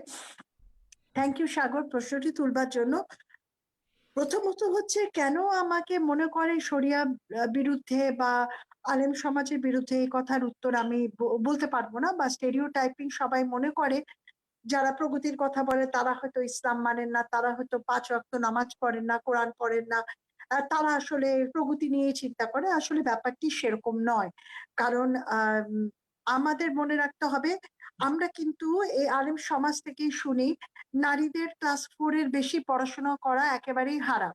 সুতরাং ক্লাস 4 এর পরে যেহেতু আমি পড়াশোনা করেছি, তো আমি তো সেই হারামের মধ্যে পড়ে গেছি। কিন্তু নারীরা যদি কাজ করে, পুরুষদের সাথে, তাহলে তারা জেনা করছে। এটা কিন্তু আমরা আলেম সমাজের থেকেই ফতোয়াগুলো আমরা জানতে পারি, শুনতে পারি। সবাই আমরা জানি এটা কে কোথায় কবে বলেছে, কিভাবে বলেন, এবং অনেকে ওয়াজে তারা এই কথাটা বলেন, নারীদের কথা। তাহলে বিবি খাদিজা তিনি কিন্তু আমাদের মহানবীকে চিনেছেন ব্যবসায়িক সূত্রে। তিনি একজন বড় এন্টারপ্রেনিয়ার ছিলেন সেই সময়, সেই নারী। সো সেখানটাতে সেই নারীর জ্ঞান অর্জন, মানে হ্যাঁ, ক্লাসের পড়ালেখা, ক্লাস 4 একটা আলাদা কথা, আর এনলাইটেন যদি না হতেন উনি এত বড় ব্যবসা কি করে দেখেছেন, এবং কি করে উনি নবীজিকে পছন্দ করে তাকে দায়িত্ব দিয়েছেন ব্যবসা নিবার জন্য, এই জায়গাগুলো কিন্তু আমরা চিন্তা করি না। আর এই যে বলা হয় নারী পুরুষ একসাথে কাজ করলেই যদি এটা হারাম কাজ, জেরা হচ্ছে, তাহলে হজের সময় তো আমরা দেখি যে খোলা ময়দানে নারী পুরুষ একসাথেই আছে, সেখানে তো কোনো অপ্রীতিকর ঘটনা ঘটছে না। সুতরাং কেন মনে করে আমি সেই মাইন্ডসেট নিয়ে চেঞ্জ করতে পারবো না, এটা আমার ইস্যু না। আজকে আমি কতগুলো প্রশ্ন এখানে যেগুলো উত্থাপিত হয়েছে এবং প্রশ্ন করেছে সেগুলোর উত্তর দিয়ে যাচ্ছি।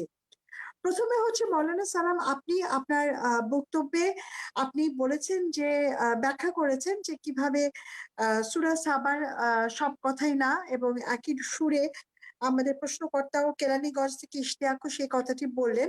আমি কিন্তু আপনাদের সাথে আহ কিছু জায়গায় একমত। সেটি হচ্ছে যে ভাস্কর্য যদি পূজার উদ্দেশ্যে, ইবাদত করবার উদ্দেশ্যে বানানো হয় তাহলে সেটা হারাম, সেটা আমাদের বলা হয়েছে। এবং আমরা কিন্তু প্রায় ভুল করছি। 3টি শব্দ ব্যবহার করা হয়েছে পবিত্র কোরআন শরীফে। তামাসিল সেটা হচ্ছে ভাস্কর্য, দুমিয়া যেটা হচ্ছে পুতুল, পুতুল দিয়ে বিবি আয়েশা খেলতেন, এবং আসনাম বা প্রতিমা। এই ভাষাগুলো আরবিক শব্দ থেকে সরাসরি যদি আমরা গ্রহণ করি তাহলে আমরা সেগুলোর অর্থগুলো কিন্তু দেখতে পাবো, জানতে পারবো যে এগুলোর ভিতর ভিন্নতা রয়েছে। সুতরাং যদি আজকে আপনার বক্তব্য, মৌলানা সালাম, আপনার বক্তব্য আমি গ্রহণ করি, আমি মেনে নিচ্ছি যে আপনি বলেছেন যে একজন আহ আলেম যদি ভুল করেন সেটি শুধু আলেমই তার ভুল ধরবে, কিন্তু আলেমদের উপরে পবিত্র কোরআন শরীফ নির্ভর করবে, হাদিস নির্ভর করবে, এই কথাটা কোথায় আছে এটা যদি শুধু আমাকে একটা বার দেখান, আমি আজকে আপনাকে স্যালুট জানিয়ে এখান থেকে বিদায় নিব। যে এইটি কোথায় আল্লাহ তাআলা বলেছেন? আল্লাহ তাআলা তো সবাইকে পড়তে বলেছেন। আমি 12 বছর বয়সের মধ্যে 7 বার পবিত্র কোরআন শরীফ খতম করেছি। সুতরাং আপনি কি আমার জ্ঞানের কোনো দাম দিবেন না? আপনি পলিটিক্যাল সায়েন্সে অনার্স মাস্টার্স করেছেন, আমি কি বলবো যে না আপনি তো আলেম, আপনি এখন পলিটিক্যাল সায়েন্স নিয়ে কথা বলবেন না? এটা কোথায় লেখা আছে যে আলেম সমাজই শুধুমাত্র কোরআন শরীফ নিয়ে কথা বলবে? আর যদি তাই হয়ে থাকে তাহলে পৃথিবীর অন্য দেশে কি করে সেখানটাতে ভাস্কর্য রয়েছে? আপনি বলছেন প্রাণীর ভাস্কর্য বানানো যায় না, পৃথিবীর সমস্ত দেশে, ইসলামিক কান্ট্রিগুলোতে, মুসলিম রাষ্ট্রগুলোতে কি করে প্রাণীর ভাস্কর্য রয়েছে সেটা আগে আপনারা বলেন। তাহলে কি আপনারা আলেম না, ওনারা আলেম, নাকি ওনারা আলেম না, ওই দেশে কোনো আলেম নেই, আলেম সব বাংলাদেশে বসে আছে? এই প্রশ্নটি আমি করলাম। আপনি বললেন যে শুধুমাত্র জীবজন্তুর এদের প্রাণ আছে, এদের বানানো যাবে না। আজকে তো সায়েন্সের যুগে গাছেরও প্রাণ আছে, গাছও তো সেজদা করে। শুধু সায়েন্সের কথা না, আমার কোরআন শরীফে কি সেটি নাই যে গাছও সেজদা করে? তাহলে গাছের যদি ভাস্কর্য বানানো হয় সেটাকে আপনি কিভাবে বৈধতা দিতে পারেন? আর আমি কিন্তু একটি প্রশ্নের উত্তর পাইনি মৌলানা সালাম, সেটি হচ্ছে আপনি আপনার বক্তব্যে আমাকে নাস্তিক বলেছেন।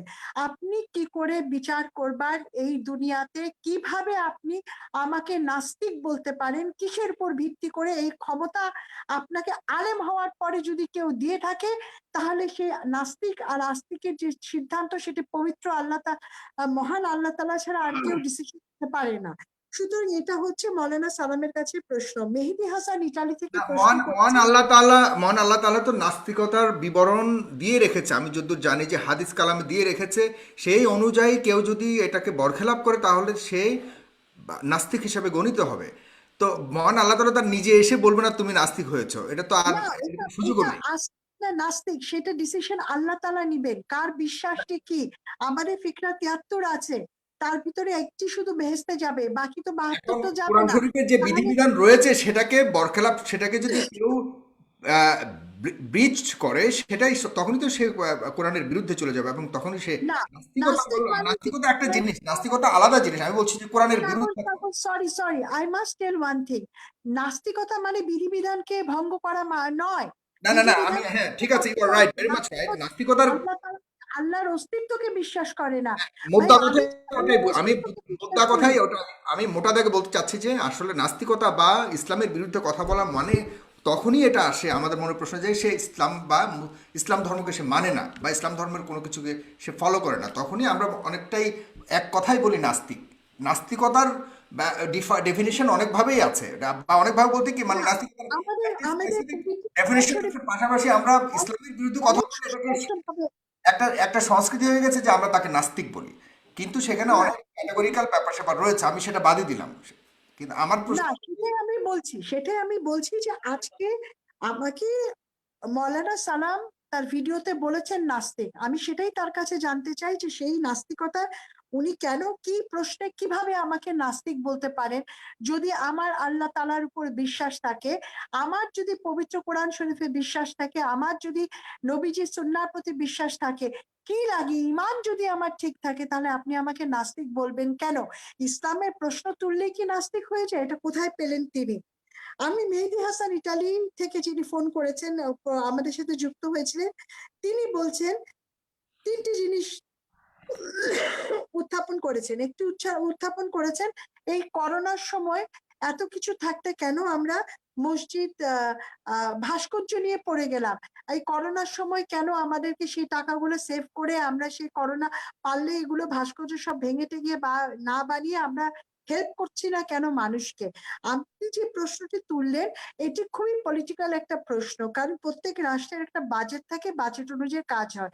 এখন যদি আমি বলি এই করোনার সময় যে সমস্ত মসজিদে এসি লাগানো আছে সেই এসি গুলো বিক্রি করে সেই টাকা করোনাতে দেয়া হোক, যে সমস্ত মসজিদে দামি কার্পেট লাগানো আছে সেগুলোকে সরানো হোক, এই কথা যদি আমরা যাই তাহলে কিন্তু কোনো শেষ হবে না।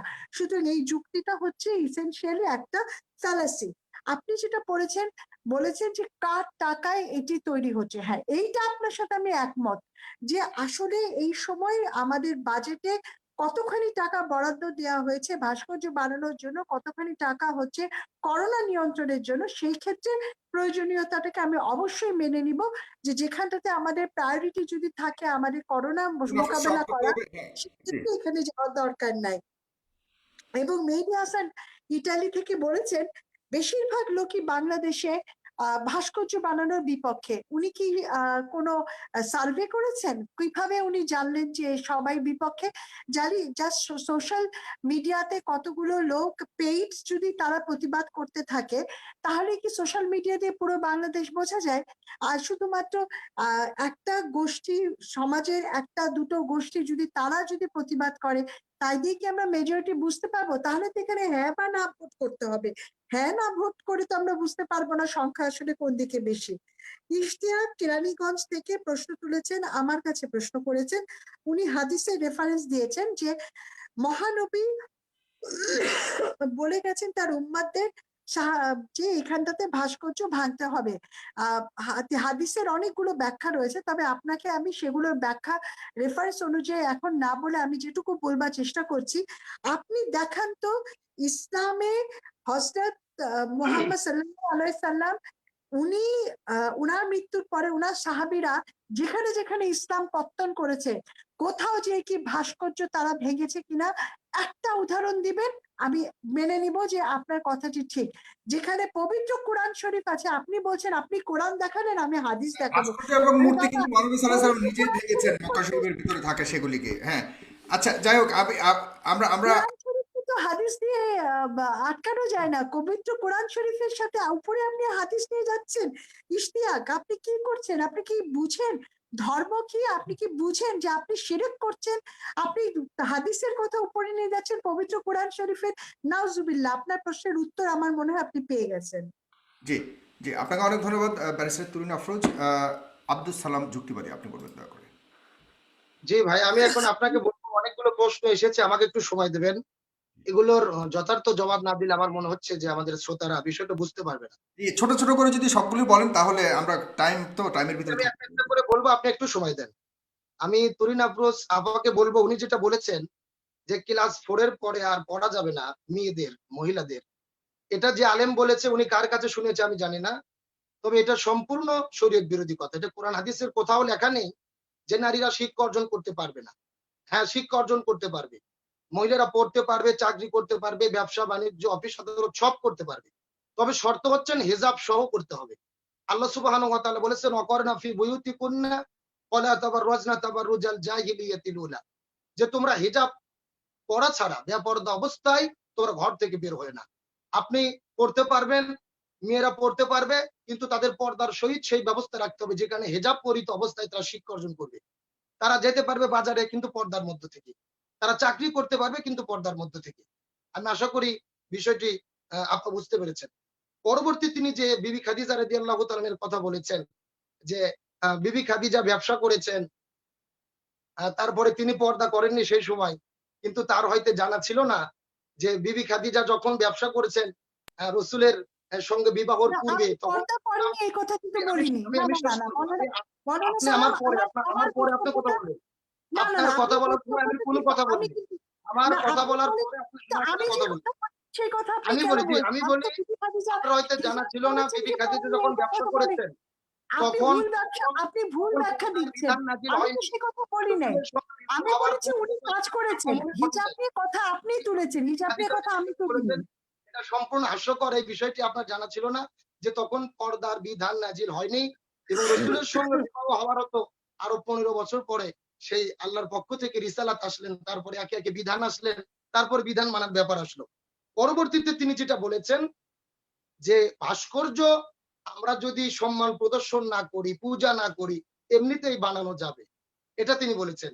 আমি এখানে বলতে চাই যে পৃথিবীর মূর্তি বা ভাস্কর্যের সর্বপ্রথম ইতিহাস হলো হযরতে নূহ আলাইহিস সালামের জামানায়। সেই সময় নূহ আলাইহিস সালামের সম্প্রদায়ের কিছু লোকেরা সেই আমলের 5 জন সম্মানিত ব্যক্তির আবহ তৈরি করেছিলেন, রেখেছিলেন, কিন্তু ধীরে ধীরে দেখা গেল তারা আস্তে আস্তে সেটাকে সম্মান করলেন, তারপরে গলায় মালা দিলেন, তারপর আস্তে আস্তে ধীরে ধীরে সেজদা শুরু করলেন। কিন্তু আমরা যে আজকে ভাস্কর্য তৈরি করে দিনে দিনে সেটা সম্মান করব না, তাকে যে আমরা তার উপরে আসক্ত হব না, এটার গ্যারান্টি কি? আমরা তো বর্তমানে যেটা দেখতে পাচ্ছি যে এরকম ভাস্কর্যের গলায় মালা দেওয়া, আবার বিভিন্ন দিবসে তাকে সম্মান করা। আজকে তো আমরা আশঙ্কা করছি সেই নূহ নবীর জামানার মতো এরকম ভাবে আমাদের দেশের মানুষেরা সেই শিরিক এর দিকে ধাবিত হচ্ছে। সুতরাং এই বিষয়টি এখান থেকে পরিষ্কার। পরবর্তীতে তিনি যেটা বলেছেন যে পৃথিবীর বিভিন্ন দেশে ভাস্কর্য আছে। আমি তার ব্যাপারে একটি কথা বলতে চাই। আপনি যে দেশগুলোর কথা বলছেন, ইসলামিক কান্ট্রি, সৌদি আরব বলেন বা আপনি ইন্দোনেশিয়া বলেন, যে যদি বলেন সেই দেশগুলোতে ভাস্কর্য আছে, আপনারা তো এটা বলেন। কিন্তু ওই দেশগুলো যে কোরআনের আইন আছে, কোরআনের বিধান দিয়ে সমাজ চলে, চুরি করলে চোরের হাত কেটে দেওয়ার বিধান আছে। কেউ যদি ভাইয়ের সম্পদ আত্মসাৎ করে, মায়ের সম্পদ আত্মসাৎ করে বাড়ি থেকে বের করে দেয়, ভাইয়ের টাকা লুট করে, চুরি করে, তার যে হাত কেটে দেওয়ার বিধান ওই দেশে আছে, সেটা সেটা তো তো আপনারা পরের বলছেন। ব্যাপার, সেটা আরেকটা ব্যাপার, কিন্তু এটাই মানেন কিনা জিন্দাবাদ জিন্দাবাদ। দেশে আমি বলি ভাস্কর্য আছে সেটা আপনারা কোথায় থেকে যেটা আছে? দেখেন যেটা অন্য দেশের সংস্কৃতি বাংলাদেশে আনলে ইসলাম বিরোধী হবে সেটার পক্ষে কথা বলেন, কিন্তু অন্য দেশে কোরআনের আইন আছে, কোরআন দিয়ে সমাজ চলে, কোরআন দিয়ে বিচার হয়, সেটা কেন আমাদের দেশে চান না? তার মানে এখান দ্বারা বোঝা যাচ্ছে আপনারা সুবিধাবাদ হিসেবে এই কথাগুলো বলেন। সর্বশেষ আমি ওনাকে বলতে চাই যে নবী সাহাবীরা মূর্তি ভাস্কর্য ভেঙেছেন, কোথাও প্রমাণ নেই। ওই ভাই যে ভাইটি প্রশ্ন করেছেন তাকে বললেন, আপনি তো তাহলে এটা জানেনই না। রাসূল করিম সাল্লাল্লাহু আলাইহি সাল্লাম যখন মক্কা বিজয় করলেন, সেই তো মক্কা ঘরের মধ্যে 360টি মূর্তি ছিলেন। রসুল কাবা ঘরের মধ্যে ঢুকলেন না। সাহাবীরা জিজ্ঞেস করলেন, ইয়া রাসূলুল্লাহ আপনি কেন কাবা ঘরের মধ্যে ঢুকবেন না? রসুল বললেন 360টি মূর্তি আছে, যতক্ষণ না এই মূর্তিগুলো বের না করা হবে, ভেঙে ফেলা না হবে, ততক্ষণ আমি নবী কাবা ঘরে ঢুকবো না। এখান দ্বারা বোঝা যায় রাসূল করিম সাল্লাল্লাহু আলাইহি সাল্লাম এর জামানায় মূর্তি ভাঙা এবং ভাস্কর্য বিরোধী শরীয়ত এটা সম্পূর্ণ দলিল ভিত্তিক এটা করেছেন এবং এটা কখনো জায়েজ হতে পারে না। এবং পরিশেষে আমি যে দলিলগুলো আপনাদের মধ্যে উত্থাপন করতে চাই, যে প্রিয় ভাইটি একটি ফোন করে দলিল দিয়েছেন মুসলিম শরীফের 669 নম্বর হাদিস, যে রাসূল বলেছেন যে সমস্ত মূর্তি ভাস্কর্য এমনকি উঁচু কবরগুলোকে তোমরা সমান করে দাও। এটা মুসলিম শরীফের 669 নম্বর হাদিস। আবু দাউদ শরীফের 4158 নম্বর হাদিস, রাসূল করিম সাল্লাল্লাহু আলাইহি সাল্লামের ভাষায় হযরতে জিবরাইল আমিন আলাইহিস সালাম এসেছেন, কিন্তু তার ঘরে বা ঘরের দরজায় মূর্তি ভাস্কর্যের আবহ প্রকৃতি দেখে তিনি ফেরত চলে গেছেন। তার মানে এখান থেকে পরে হাদিসে রাসূল বলেছেন যে যেখানে মূর্তি থাকে, ভাস্কর্য থাকে, সেখানে আল্লাহর রহমতের ফেরেশতা আসে না। পরবর্তী যে হাদিসটি বুখারী মুসলিমের 606 নম্বর হাদিস, রসুল বলেছেন কিয়ামতের দিনে সবচেয়ে বেশি শাস্তি তারা পাবে যারা মূর্তি বা ভাস্কর্য তৈরি করবে। আমি তো বলি বাংলাদেশে বিপদে সবচেয়ে বেশি আছে তারা, যারা এই সমস্ত আপনার কথিত বুদ্ধিজীবী নামের বুদ্ধি প্রতিবন্ধীদের কথা শুনে মোড়ে মোড়ে ভাস্কর্য তৈরি করছেন, মূর্তি তৈরি করছেন, এরা বেশি বিপদে আছে এদের চাইতে। তার কারণ এদের শাস্তি হবে বেশি। অন্য হাদিসে এসেছে রাসূল করিম সাল্লাল্লাহু আলাইহি সাল্লাম বলেছেন, হাসরের ময়দানে যারা মূর্তি তৈরি করেছে, ভাস্কর্য তৈরি করেছে, এদেরকে আল্লাহ বলবে যে তোমরা যে মূর্তি আর ভাস্কর্য বানাইছো, দাও এদের ভেতরে জীবন দাও, রুহু দাও। তখন তারা কি জীবন দিতে পারবে? পারবে না। তাদের শাস্তি হয়ে যাবে জাহান্নামের ভেতরে। সুতরাং এতগুলো হাদিস এবং কোরআনের রেফারেন্স পাওয়ার পরেও যারা ভাস্কর্যকে বা মূর্তিকে জায়েজ প্রমাণ করতে চায়, আমার মনে হয় নিঃসন্দেহে এটা জোরাজুরি বা তাদের কোনো স্বার্থন্বেষী, কোনো স্বার্থের জন্য বা কারো মনোরঞ্জন করার জন্য বা কারো চাটুকারিতা করে একটু পপুলারিটি হওয়ার জন্য, আমার মনে হয় তাছাড়া আর কিছুই নয়। আমি আগের যেই কথাটি ফিরে যেতে চাই যে এসপি সাহেব সহ যারা আজকে আলেমদের এই ভাস্কর্য ইস্যুতে রাগান্বিত হয়ে আলেমদের ঘাড় মটকে দিতে চালেন, বুড়িগঙ্গায় ভেসে দিতে চালেন, আলেমদেরকে লেজ কেটে দিতে চালেন, আবার নিক্সন সাহেব তো বলেছিলেন যে আসেন মাঠে খেলা হবে, এমন ভাষাও তো ব্যবহার করেছেন। কিন্তু আমরা স্পষ্ট করে বলতে চাই, আপনি যে খেলতে চান, আমরা তো সব জায়গায় খেলি না।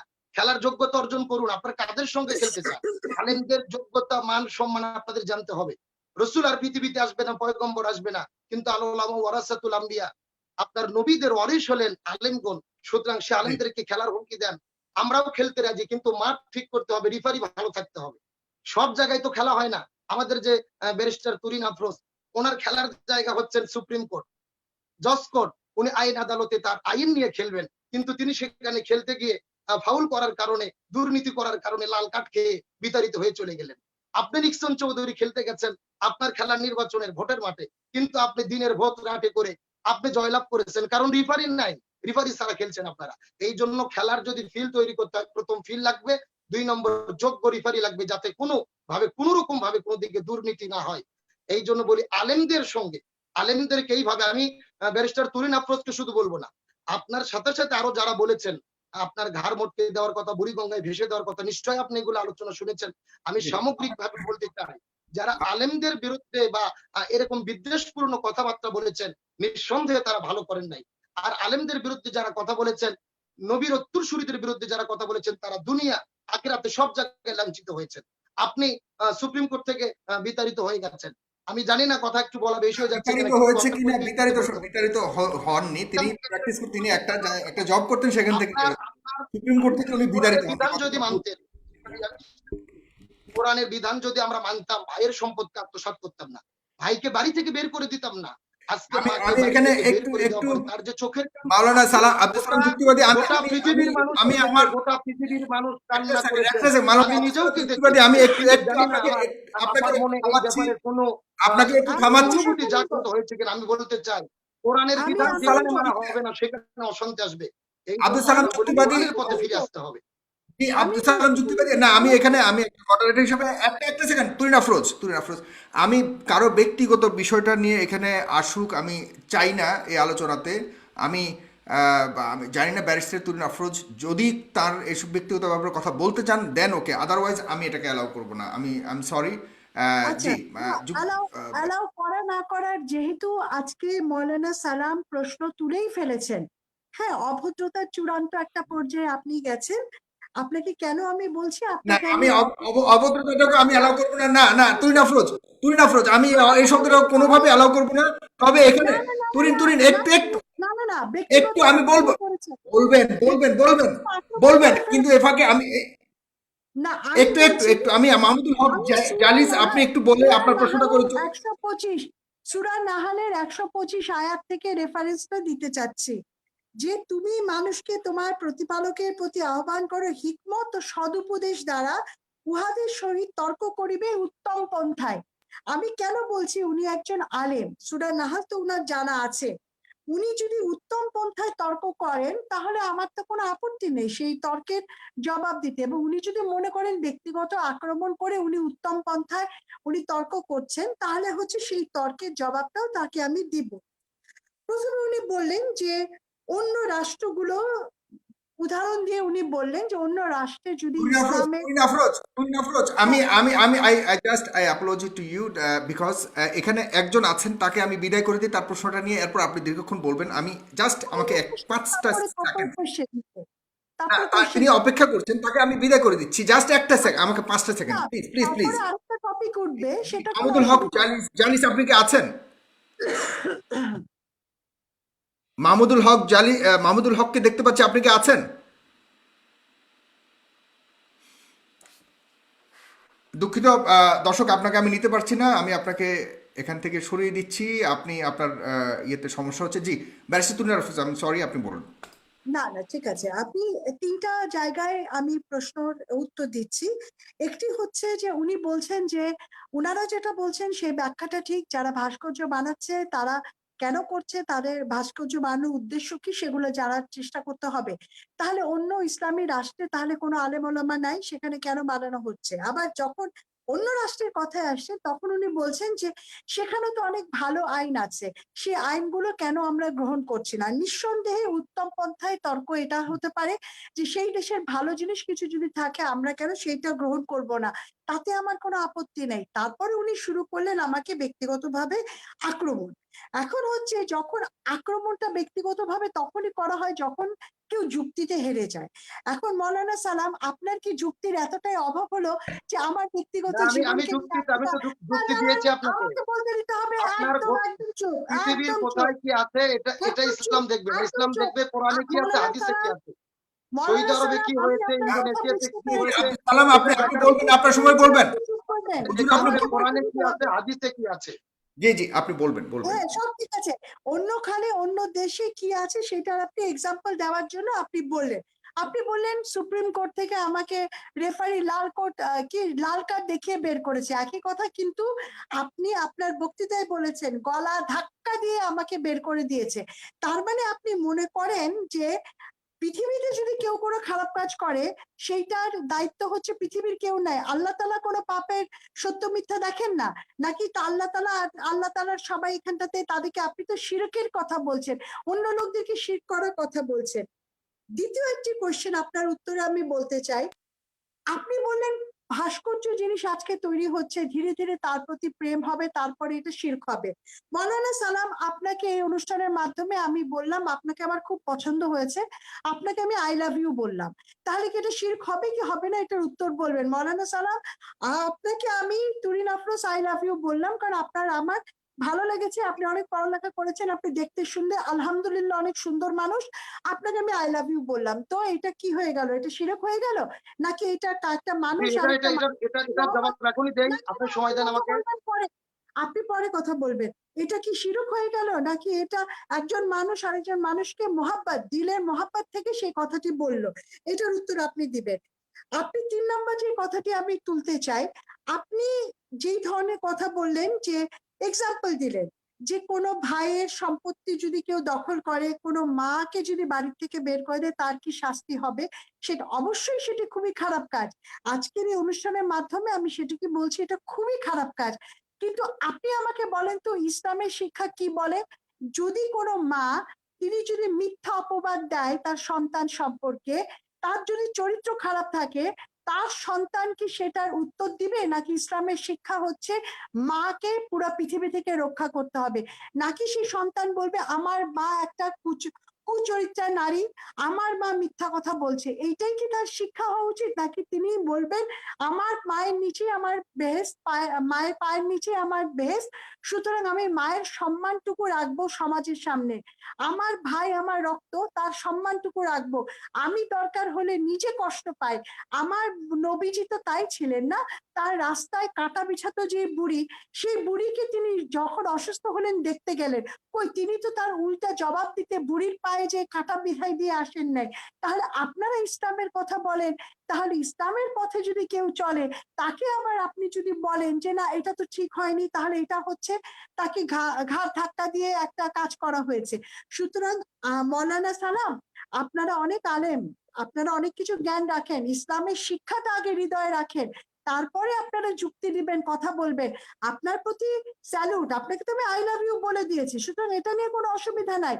কিন্তু এরপরেও আমি বলবো যে আচরণটি করছেন সেই আচরণটি এটা কিন্তু কি মন ইসলাম থেকে বললেন না সিরিয়াসলি বললেন?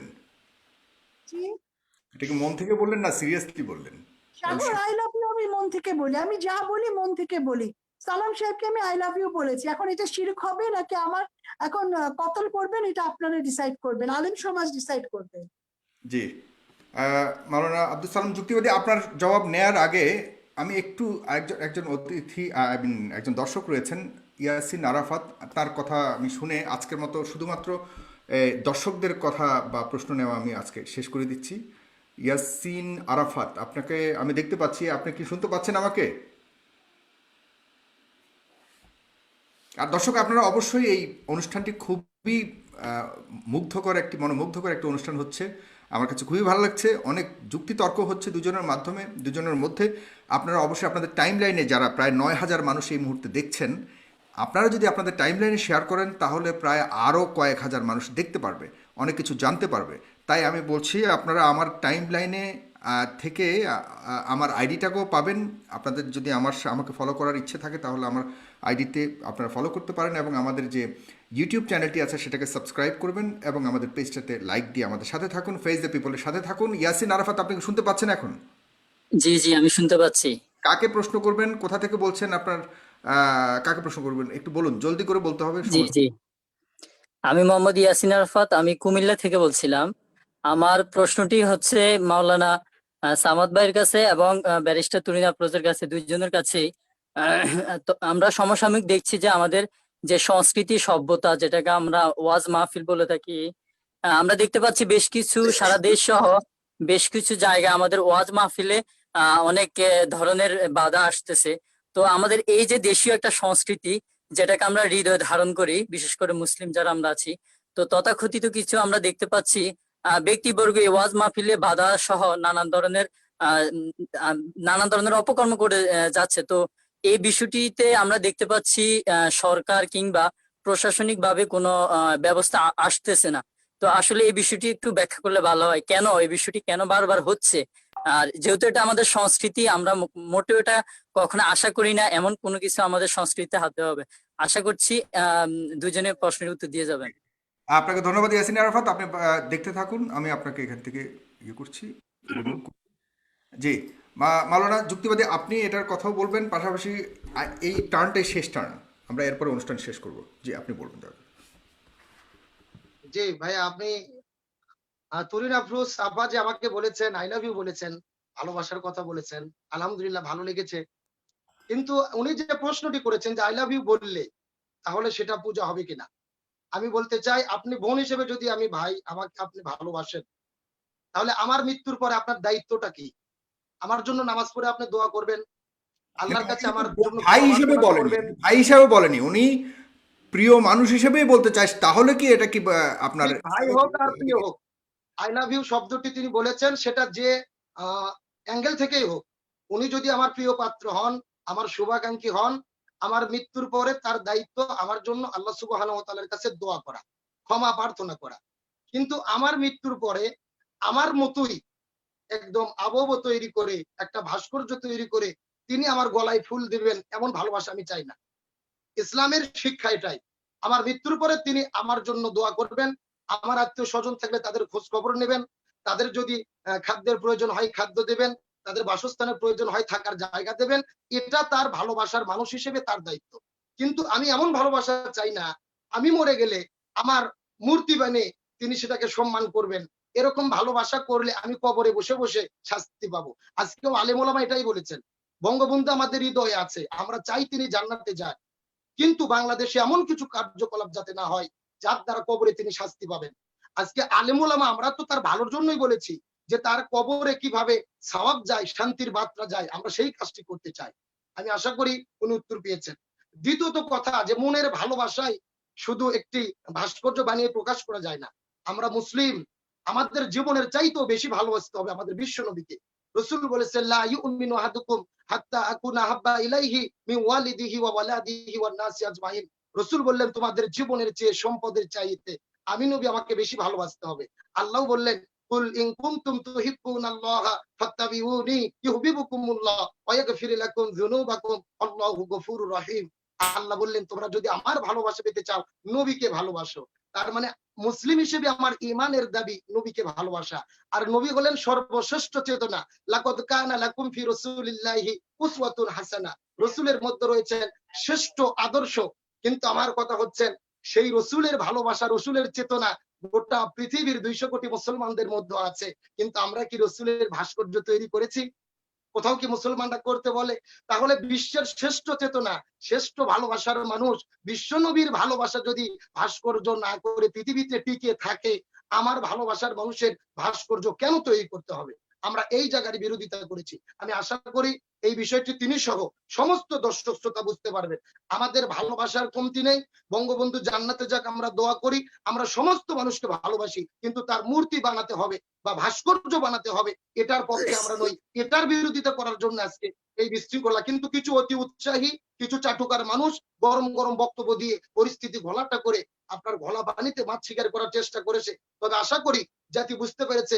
ওবায়দুল কাদের তিনি বলেছেন, তার কথা ভালো লেগেছে। সংবাদ সম্মেলনে যখন প্রশ্ন করা হলো যে আপনি এই ব্যাপারে কিছু বলেন, তিনি বলেছেন এটা বাংলাদেশ 90% মুসলমানের দেশ, ধর্মীয় সেন্টিমেন্টকে মাথায় রেখে কথা বলতে হবে। প্রাইম মিনিস্টার তিনি নিজে দেখছেন। সুতরাং তার মতো ভদ্র নেতা বা এরকম ভদ্র বক্তব্য সব নেতা যদি এই ইস্যুতে দিত, আমার মনে হয় এমন বিশৃঙ্খলা আজকে আমাদের সমাজে উত্তেজনাপূর্ণ পরিবেশ তৈরি হতো না। আমি পরের কথা বলতে চাই, তিনি যে বললেন যে মা যদি অন্যায় করে, মা যদি অপরাধ করে, আমি তাকে কি করব? তার সম্মান কি রাখবো না? সে যদি আমার বিরুদ্ধে মিথ্যা অপবাদ দেয়, তাকে ইসলাম সম্পর্কে জানতে হবে। স্পষ্ট হাদিস, রসুল বলেছেন তোমার মাও যদি শিরিককারী মুশরিক ব্যক্তিও হয়, তোমার মাও যদি কাফের হয়, তোমার মাও যদি অন্যায়ও করে, তুমি তোমার মাকে আঘাত দিয়ে কথা বলতে পারবে না, তুমি তোমার মাকে বাড়ি থেকে বের করে দিতে পারবে না, বরং তোমার মাও কাফের হলেও তুমি তার সেবা করবে। আর আল্লাহ রাব্বুল আলামিন এই জন্যই বলেছেন পিতামাতার খেদমত করো, আর মায়ের পায়ের নিচে সন্তানের জান্নাত। আমরা যখন মাকে বাড়ি থেকে বের করে দেই, মাকে বের করে দেই না, আমরা জান্নাতকে বের করে দেই। এই জন্য মনে রাখতে হবে, মাও যদি অন্যায় করে, সন্তান হিসেবে আমার ধৈর্য ধারণ করে, আপনি যে হিকমতের কথা আমাকে বললেন, যে হিকমতের কথা তো আল্লাহ তাআলা বলেছেন উদউ ইলা সাবিলি রাব্বিকা বিল হিকমা, তাহলে সেই বিষয়টি তো হিকমতের সাথে সমাধান করা যেত। আমি আশা করি আমার বিজ্ঞ আইনজীবী বিষয়টি বুঝতে পেরেছেন। আমি সর্বশেষ যে ভাইটি প্রশ্ন করেছেন, আমি তার প্রশ্নের উত্তরে বলতে চাই, বাংলাদেশের সংবিধানের 153টি অনুচ্ছেদ রয়েছেন, তার মধ্যে 37 নম্বর অনুচ্ছেদে স্পষ্ট বলা হয়েছে রাষ্ট্রের যে কোনো নাগরিক সভা সমাবেশ, সিম্পোজিয়াম, সেমিনার, ওয়াজ মাহফিল, তাফসির মাহফিল, ধর্মীয় অনুষ্ঠান সবকিছু করতে পারবে। কিন্তু দুঃখজনক হলেও সত্য, আজকে বাংলাদেশে সব অনুষ্ঠান চলছে, সভা সমাবেশ চলছে, সিনেমার হলে সিনেমা চলছে, কিন্তু বাংলাদেশে কোরআনের মাহফিল বন্ধ করে দেওয়া হচ্ছে। আমি এই ক্ষেত্রে প্রশ্ন করতে চাই আইনজীবীর কাছে যে আপনি এটার ব্যাখ্যা কি দেবেন? কোরআনের মাহফিল কেন বন্ধ করা হচ্ছে, যদি এটা সংবিধানে স্বাধীনতা দেওয়া হয়েছে সমাবেশ করার, আর ধর্ম পালনের সুবিধা, ধর্ম পালনের সুযোগ সুবিধা রাষ্ট্র দিয়েছেন সংবিধানের 41 নম্বর অনুচ্ছেদে, তাহলে ধর্মীয় অনুষ্ঠান কেন বাধাপ্রাপ্ত হচ্ছে? আর সেটার কারণ কি, এর ব্যাখ্যা তিনি দেবেন। এবং সর্বশেষে আমি জানতে চাই, উনি যে প্রশ্ন করেছেন যে গোটা পৃথিবীর মানুষ, উনি বারবার বলেছেন আমাকে নাস্তিক বলেছেন, আমি সেই বক্তব্য স্পষ্ট বলেছিলাম, নাস্তিক কারা? যারা স্রষ্টাকে বিশ্বাস করে না, স্রষ্টার আইনকে বিশ্বাস করে না, স্রষ্টার আইনকে বাদ দিয়ে মানব রচিত আইনের পক্ষে কথা বলে। আমি বলেছিলাম স্রষ্টা বিরোধী যারা, তারা নাস্তিক। উনি যদি আল্লাহকে বিশ্বাস করেন আলহামদুলিল্লাহ, স্রষ্টাকে বিশ্বাস করেন আলহামদুলিল্লাহ, আমি কেন তাকে নাস্তিক বলতে যাব? কিন্তু আমি তাকে সর্বশেষ প্রশ্ন করতে চাই, পৃথিবীর মানুষেরা দুই ভাগে বিভক্ত, হয় আস্তিক না হয় নাস্তিক। আপনি কোন পক্ষে? সুদৃঢ় বিশ্বাস আপনার আছে, আপনি নিজেই জাতির কাছে বিষয়টি পরিষ্কার করবেন, এই উদাত্ত আহ্বানটুকু আপনার উপরে রাখলাম। জি প্রিয় ভাই সাগর। জি, আপনাকে অনেক ধন্যবাদ জনাব আব্দুল সালাম যুক্তিবাদী। এই একই প্রশ্ন আমারও, পাশাপাশি আরও দুটো প্রশ্ন রয়ে গেছে আমার। মিস তুরিন আফরোজ, আপনি বলবেন যে আপনি তো যে প্রস্তাবটা দিয়েছেন, আই লাভ ইউ বলেছেন, এখন যদি আব্দুল সালাম যুক্তিবাদী বিবাহিত হয়ে থাকেন, আমি জানি না উনি ওনার স্ট্যাটাসটা কী, তাহলে ওনার স্ত্রীর সাথে ওনার একটা ঝামেলা লাগতে পারে। সেই ঝামেলা মিট করতে আসলে আপনার কোর্টে যাবে, সেই কোর্টে আপনি উকিল হতে হবে। সেই কোর্টের যে ঝামেলাটা হবে, এটা মিটমাট করতে আপনি রাজি আছেন কিনা, নাম্বার ওয়ান। নাম্বার টু হলো, আপনি কি সিরিয়াসলি এই কথাটা বলেছেন? তাহলে যদি কোনো রকম আব্দুল সালাম যুক্তিবাদী আপনার কাছে হাত বাড়ায়, আপনি তখন কি করবেন? এখন এই যে আর আপনি এই সকল প্রগতিশীল সমাজের বাইরে এসে হঠাৎ করে আপনি আলেমদের প্রতি ভালোবাসা উতরে উঠলো কেন? তার মানে কি আপনি আলেমদের প্রতি আপনার ভালোবাসা, আপনি শেষ পর্যন্ত আপনার ভালোবাসা, বা আপনি কি বলা যায় না, আলেমদের প্রতি আপনার ইয়ে হয়ে গেলেন আপনি। আপনি একটু বলবেন দয়া করে, অনেকে আবার জানতে চেয়েছে আমার ইয়েতে। আচ্ছা আচ্ছা, ধন্যবাদ ধন্যবাদ ধন্যবাদ ধন্যবাদ। আমি মৌলানা সালাম সাহেবকে আই লাভ ইউ বলেছি, উনি যা বললেন ভালোবাসার প্রতিদান ইহ জীবনে হবে না, মৃত্যুর পরে উনি যা যা বললেন, যা যা দায়িত্ব সেটা করবেন। সুতরাং বোঝাই যাচ্ছে তার উদ্দেশ্য একেবারে ইহ জীবনে কোনো কিছুতে নাই, তার উদ্দেশ্য হচ্ছে পরকালে সেটা হবে। আমার মেয়ে এখানে বসে, আমার মেয়ে খুব হাসছে, বসে বসে কি কি করে হেসে গড়াগড়ি দিচ্ছে। আচ্ছা, এটা হচ্ছে একটি কথা। আর দ্বিতীয় কথা হচ্ছে, প্রশ্ন করেছেন যে যদি আইনের ঝামেলা হয়, আমি আইনের ঝামেলা হলে অবশ্যই উকিলের দায়িত্ব পালন করব, কিন্তু আমি কোনো পুরুষের বিরুদ্ধে মানে কোনো নারীর বিরুদ্ধে মামলা করি না, সুতরাং তার স্ত্রীর পক্ষেই হচ্ছে দাঁড়াবো, মামলা করব। আর আপনারা ভাস্কর্যের কথা বলেছেন মৌলানা সালাম, আপনি বলেছেন বঙ্গবন্ধুকে ভালোবাসার বিভিন্ন উপায় রয়েছে। আমি অবশ্যই আপনার সাথে একমত পোষণ করি, ভালোবাসা প্রকাশের অনেক রূপ আছে, সেটা যে একেবারে ভাস্কর্য দিয়েই করতে হবে সেটা আমি কখনোই সেটা বলছি না।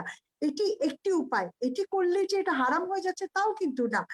কিন্তু কথা হচ্ছে, আমার বক্তব্যটি হচ্ছে যে এটি একটি উপায়, এটি হতে পারে, কিন্তু এক একজনের যে ভালোবাসা সেটা কিন্তু এক এক রকম ভাবে প্রকাশ করার উপায় রয়েছে।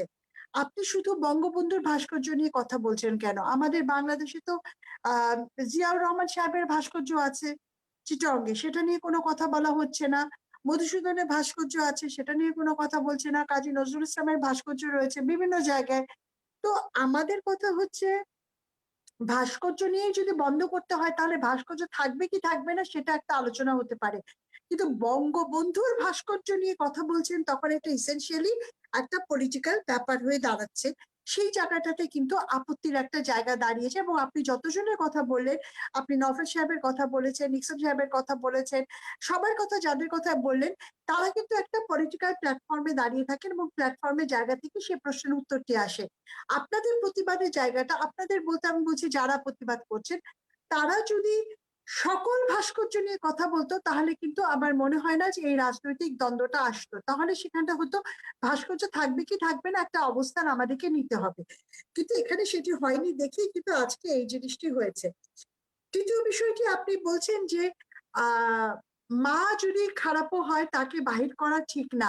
আপনার সাথে আমি শতভাগ সহমত প্রকাশ করছি। আসলে কি জানেন, মাকে কেউ বের করতে হয় না, মাকে যদি আদালত বলে যে আপনি ঢুকতে পারবেন না, সেই দায়ভার কি তার সন্তান নেবে?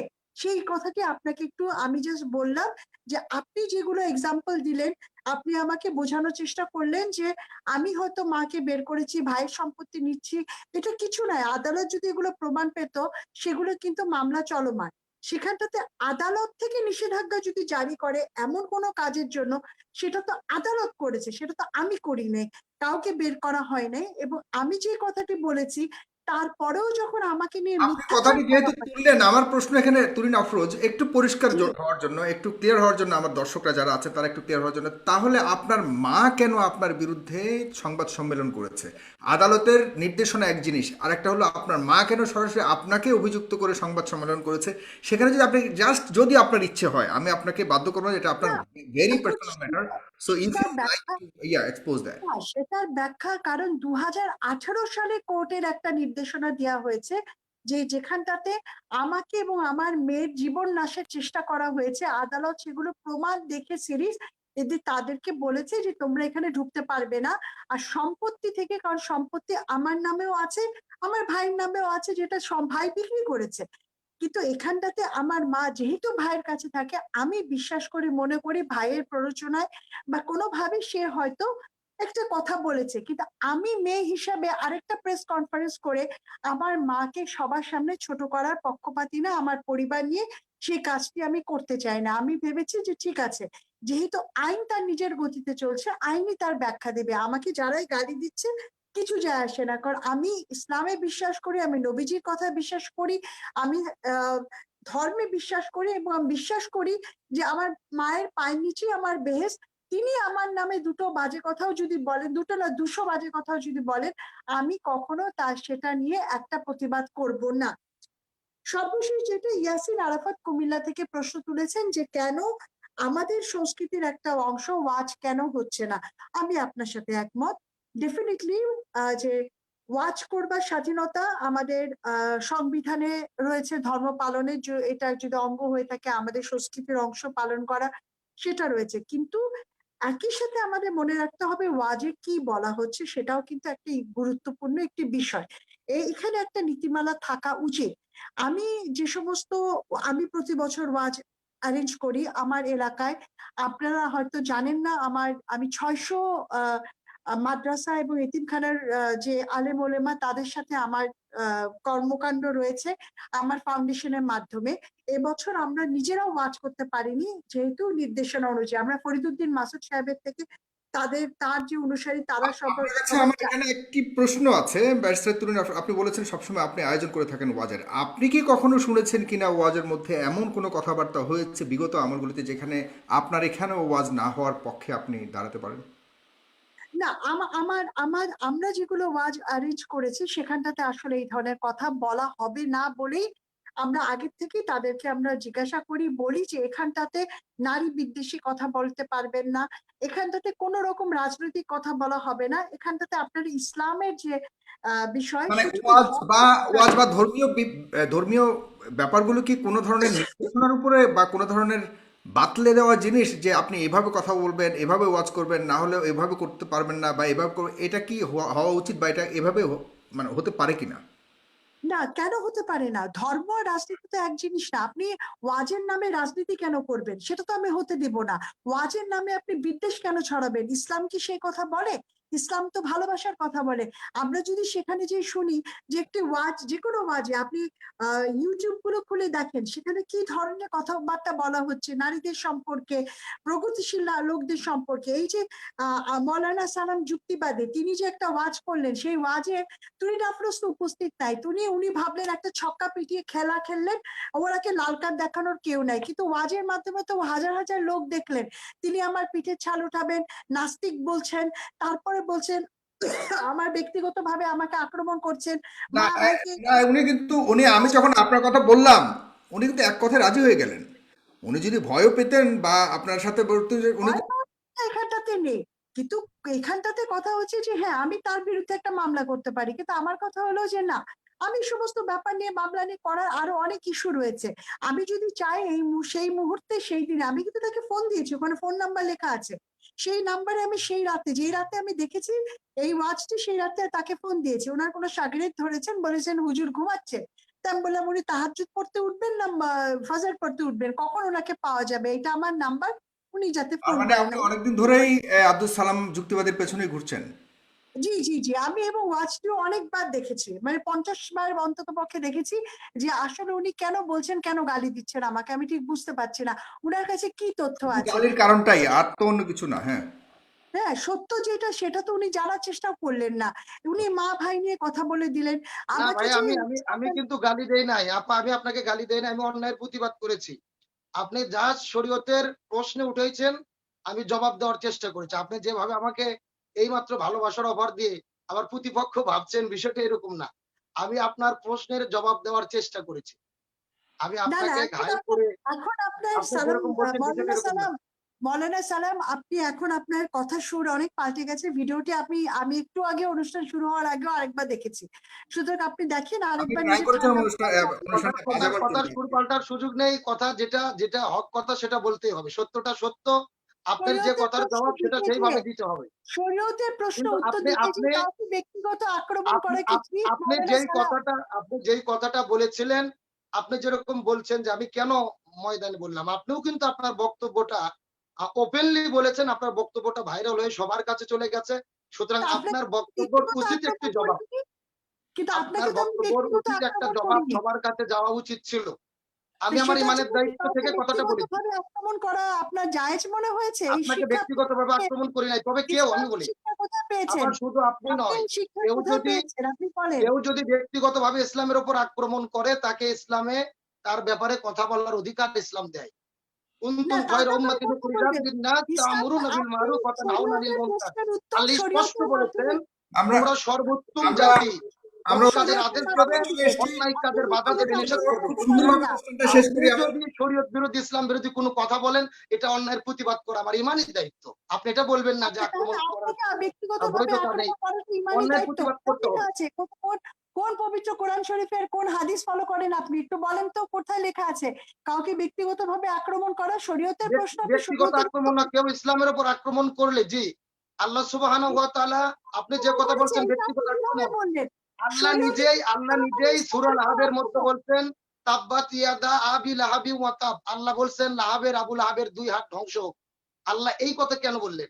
তিনি নবীর বিরুদ্ধে দাঁড়িয়েছিলেন, তিনি ইসলামের বিরুদ্ধে দাঁড়িয়েছিলেন। আল্লাহ সরাসরি তার ব্যাপারে কথা আয়াত নাযিল করে বলে দিয়েছেন। আমি আপনাকে যেটা বলি, আপনার ব্যাপারটা এরকম না। আপনি যে উত্তরটা চাইলেন, চাইলেন ব্যক্তিগতভাবে কথা বলা যাবে কিনা, আমি বলি আপনাকে, আমি বলি না। তবে কেউ যদি এমন হয় ইসলামের বিরুদ্ধে বা কোরআন সুন্নাহ পরিপন্থী কোনো কথা বলে, তার ব্যাপারে শুধরানোর উদ্দেশ্যে কথাটি বলা যাবে। এবং এখন আপনি হয়তো বলবেন, আপনি আমাকে বলতে পারছেন, কিন্তু আপনি যেহেতু ওপেনলি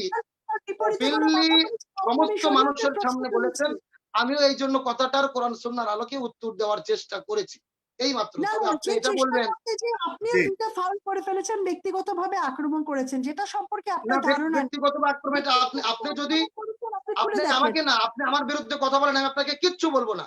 কিন্তু আপনি শরীয়ত ধর্ম নিয়ে কোনো ব্যাপারে যদি কথা উত্থাপন করেন, সেটার জবাব দেওয়া বা সেই ব্যাপারে কথা বলা আমার ইমানি দায়িত্ব, এটা আমাকে বলতে হবে।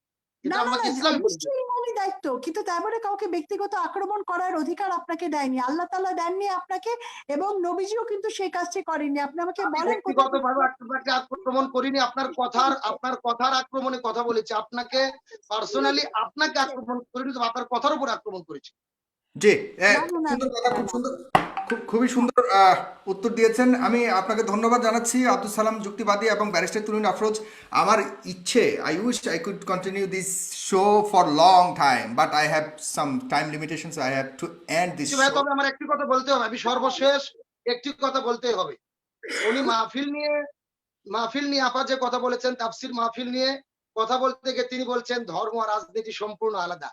এই বিশ্বাস যারা করে এরা অধিকাংশ আস্তিক পর্যায়ের হয় না। Niccolo Machiavelli, Karl Marx, Lenin, Vladimir Putin, যতগুলো দার্শনিক অধিকাংশ নাস্তিক পর্যায়ের ছিলেন। আমাদের মনে রাখতে হবে, বাংলাদেশের প্রচলিত রাজনীতি ধর্ম এক নয়, তবে ধর্মের মধ্যে 100% রাজনীতি আছে। রাজনীতি আমার নবী শিখে দিয়ে গেছেন, কোরআনে রাজনীতি আছে এমন কোন বিধান নাই যেটা কোরআনে নাই। আল্লাহ সুবহানাহু ওয়া তাআলা বলেছেন লিকুল্লি তিবিয়ানান। আপনি এটা বলতে পারেন বাংলাদেশের প্রচলিত রাজনীতির কথা বলবেন না, তবে ইসলামে যে রাজনীতি আছে, রসুলের জীবনে যে রসুল যে রাজনীতি করেছেন, এটার কথা বলা এবং প্রচার করা আমার ইমানি দায়িত্ব। তো মাহফিলে যদি নবীর রাজনীতি প্রচার হয়, কোরআনের রাজনীতি প্রচার হয়, এটার বিরোধিতা করার কোনো সুযোগ আপনার নেই। আমি এই ব্যাপারে একদম একান্ত দ্বিমত আপনার সঙ্গে।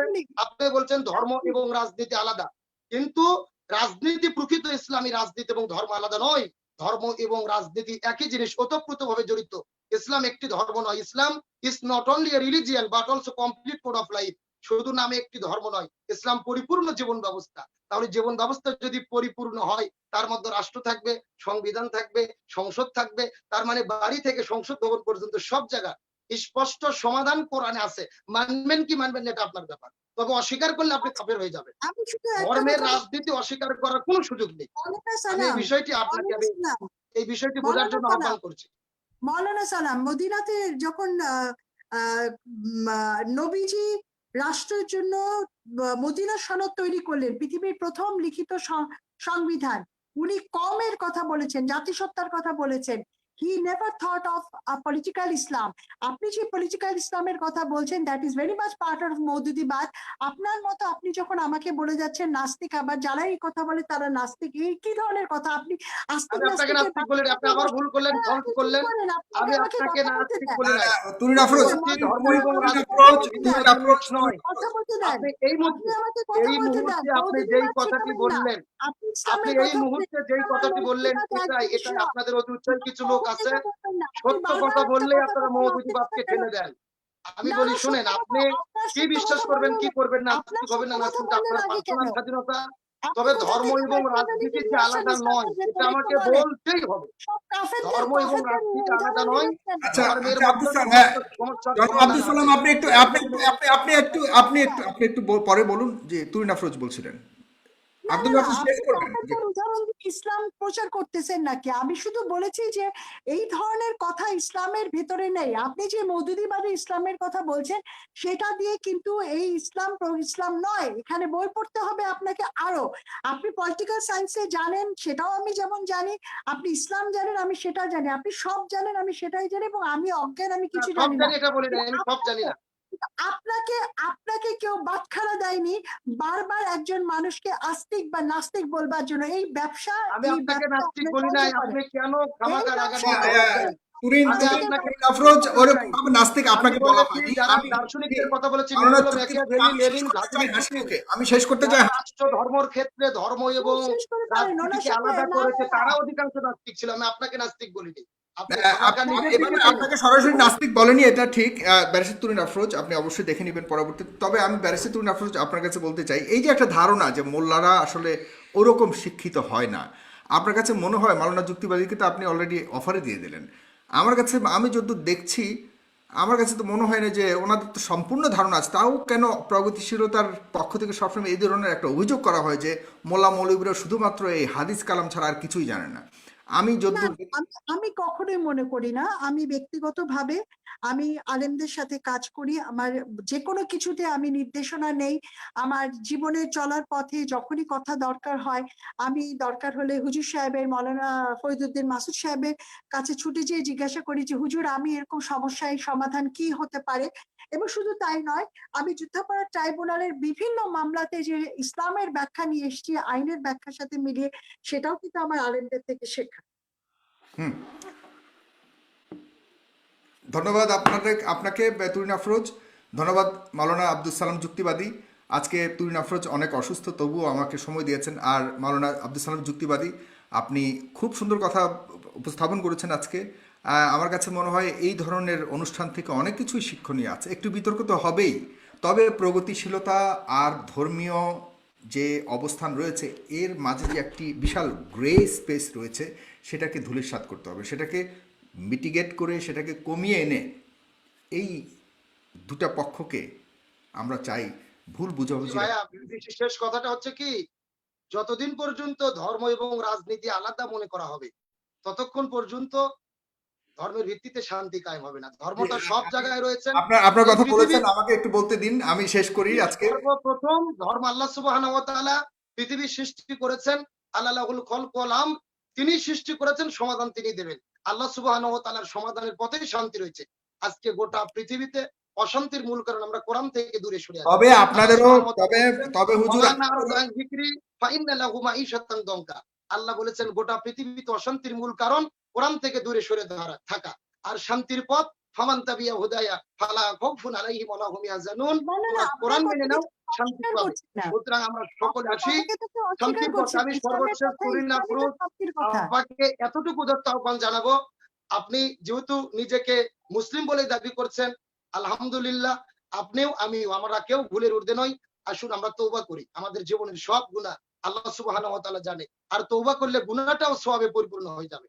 তাই আসুন আমরা তওবা করি। আমাদের ভুল থাকতেই পারে, আপনিও তওবা করেন, আমিও তওবা করি। আপনাকে এমন ভাবে দিনের দাওয়াত দেই, আপনি দিন বোঝেন, দিন মেনে চলেন। সবাই দিন মেনে চলার মধ্যেই শান্তি রয়েছে, তাহলে ইহকালীন শান্তি, পরকালীন মুক্তি পাবো। আল্লাহ সুবহানাহু ওয়া তাআলা আমাদের প্রত্যেককে দিনের পথে, ইসলামের পথে জীবন যাপন করার তৌফিক দান করুক। আল্লাহুম্মা আমিন। না না, ধন্যবাদ। তওবা শুধু আমি আর আপনি করব কেন? সাগর তওবা করবে না? এই যে অনুষ্ঠানটা করছে, আর এই যে এত যে হাজার হাজার দর্শক দেখছে, সবাইকে তওবা করতে বলেন।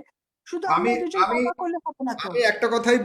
আমি একটা কথাই বুঝি, আমার অবস্থান নিয়ে প্রশ্ন করবার কোনো সুযোগ নেই। আমি প্রথমত একজন মুসলমান। আমি আমার আল্লাহকে পূর্ণাঙ্গভাবে বিশ্বাস করি। আমি আল্লাহর প্রতি পূর্ণাঙ্গ বিশ্বাস রেখে আমার জীবন পরিচালনা করি। তবে আমার এই অনুষ্ঠানে আমি শতভাগ নিউট্রালের সাথে আমি এই অনুষ্ঠানটা চালাতে চাই। এখানে নিউট্রালিটির সাথেই আমি সবাইকে উপস্থাপন করতে চাই। সুতরাং আমি আমার ধর্মীয় বিষয়ে আমি অনেক জ্ঞান রাখি না, আমি অনেক ধর্মীয় বিষয়ে অনেক কিছুই অবগত নই। তবে আমি জানতে চাই, শুনতে চাই। আমি কোনোভাবেই আলেমদের ঊর্ধ্বে গিয়ে কোনো মন্তব্য করতে চাই না, আমি জানতে চাই। তবে আলেমরা যে নিজেদেরকে যেভাবে ভাবছেন বা আপনারা কোনোভাবেই ভুলের ঊর্ধ্বে নন, সেটাও আমি বলতে চাইবে না। আমি বিশ্বাস করি সবাই ভুল করেছেন। আমাদের আদম আলাইসাল্লাম থেকে শুরু করে অনেকেই ভুল করেছেন, এর অনেক ধরনের রেকর্ড রয়েছে।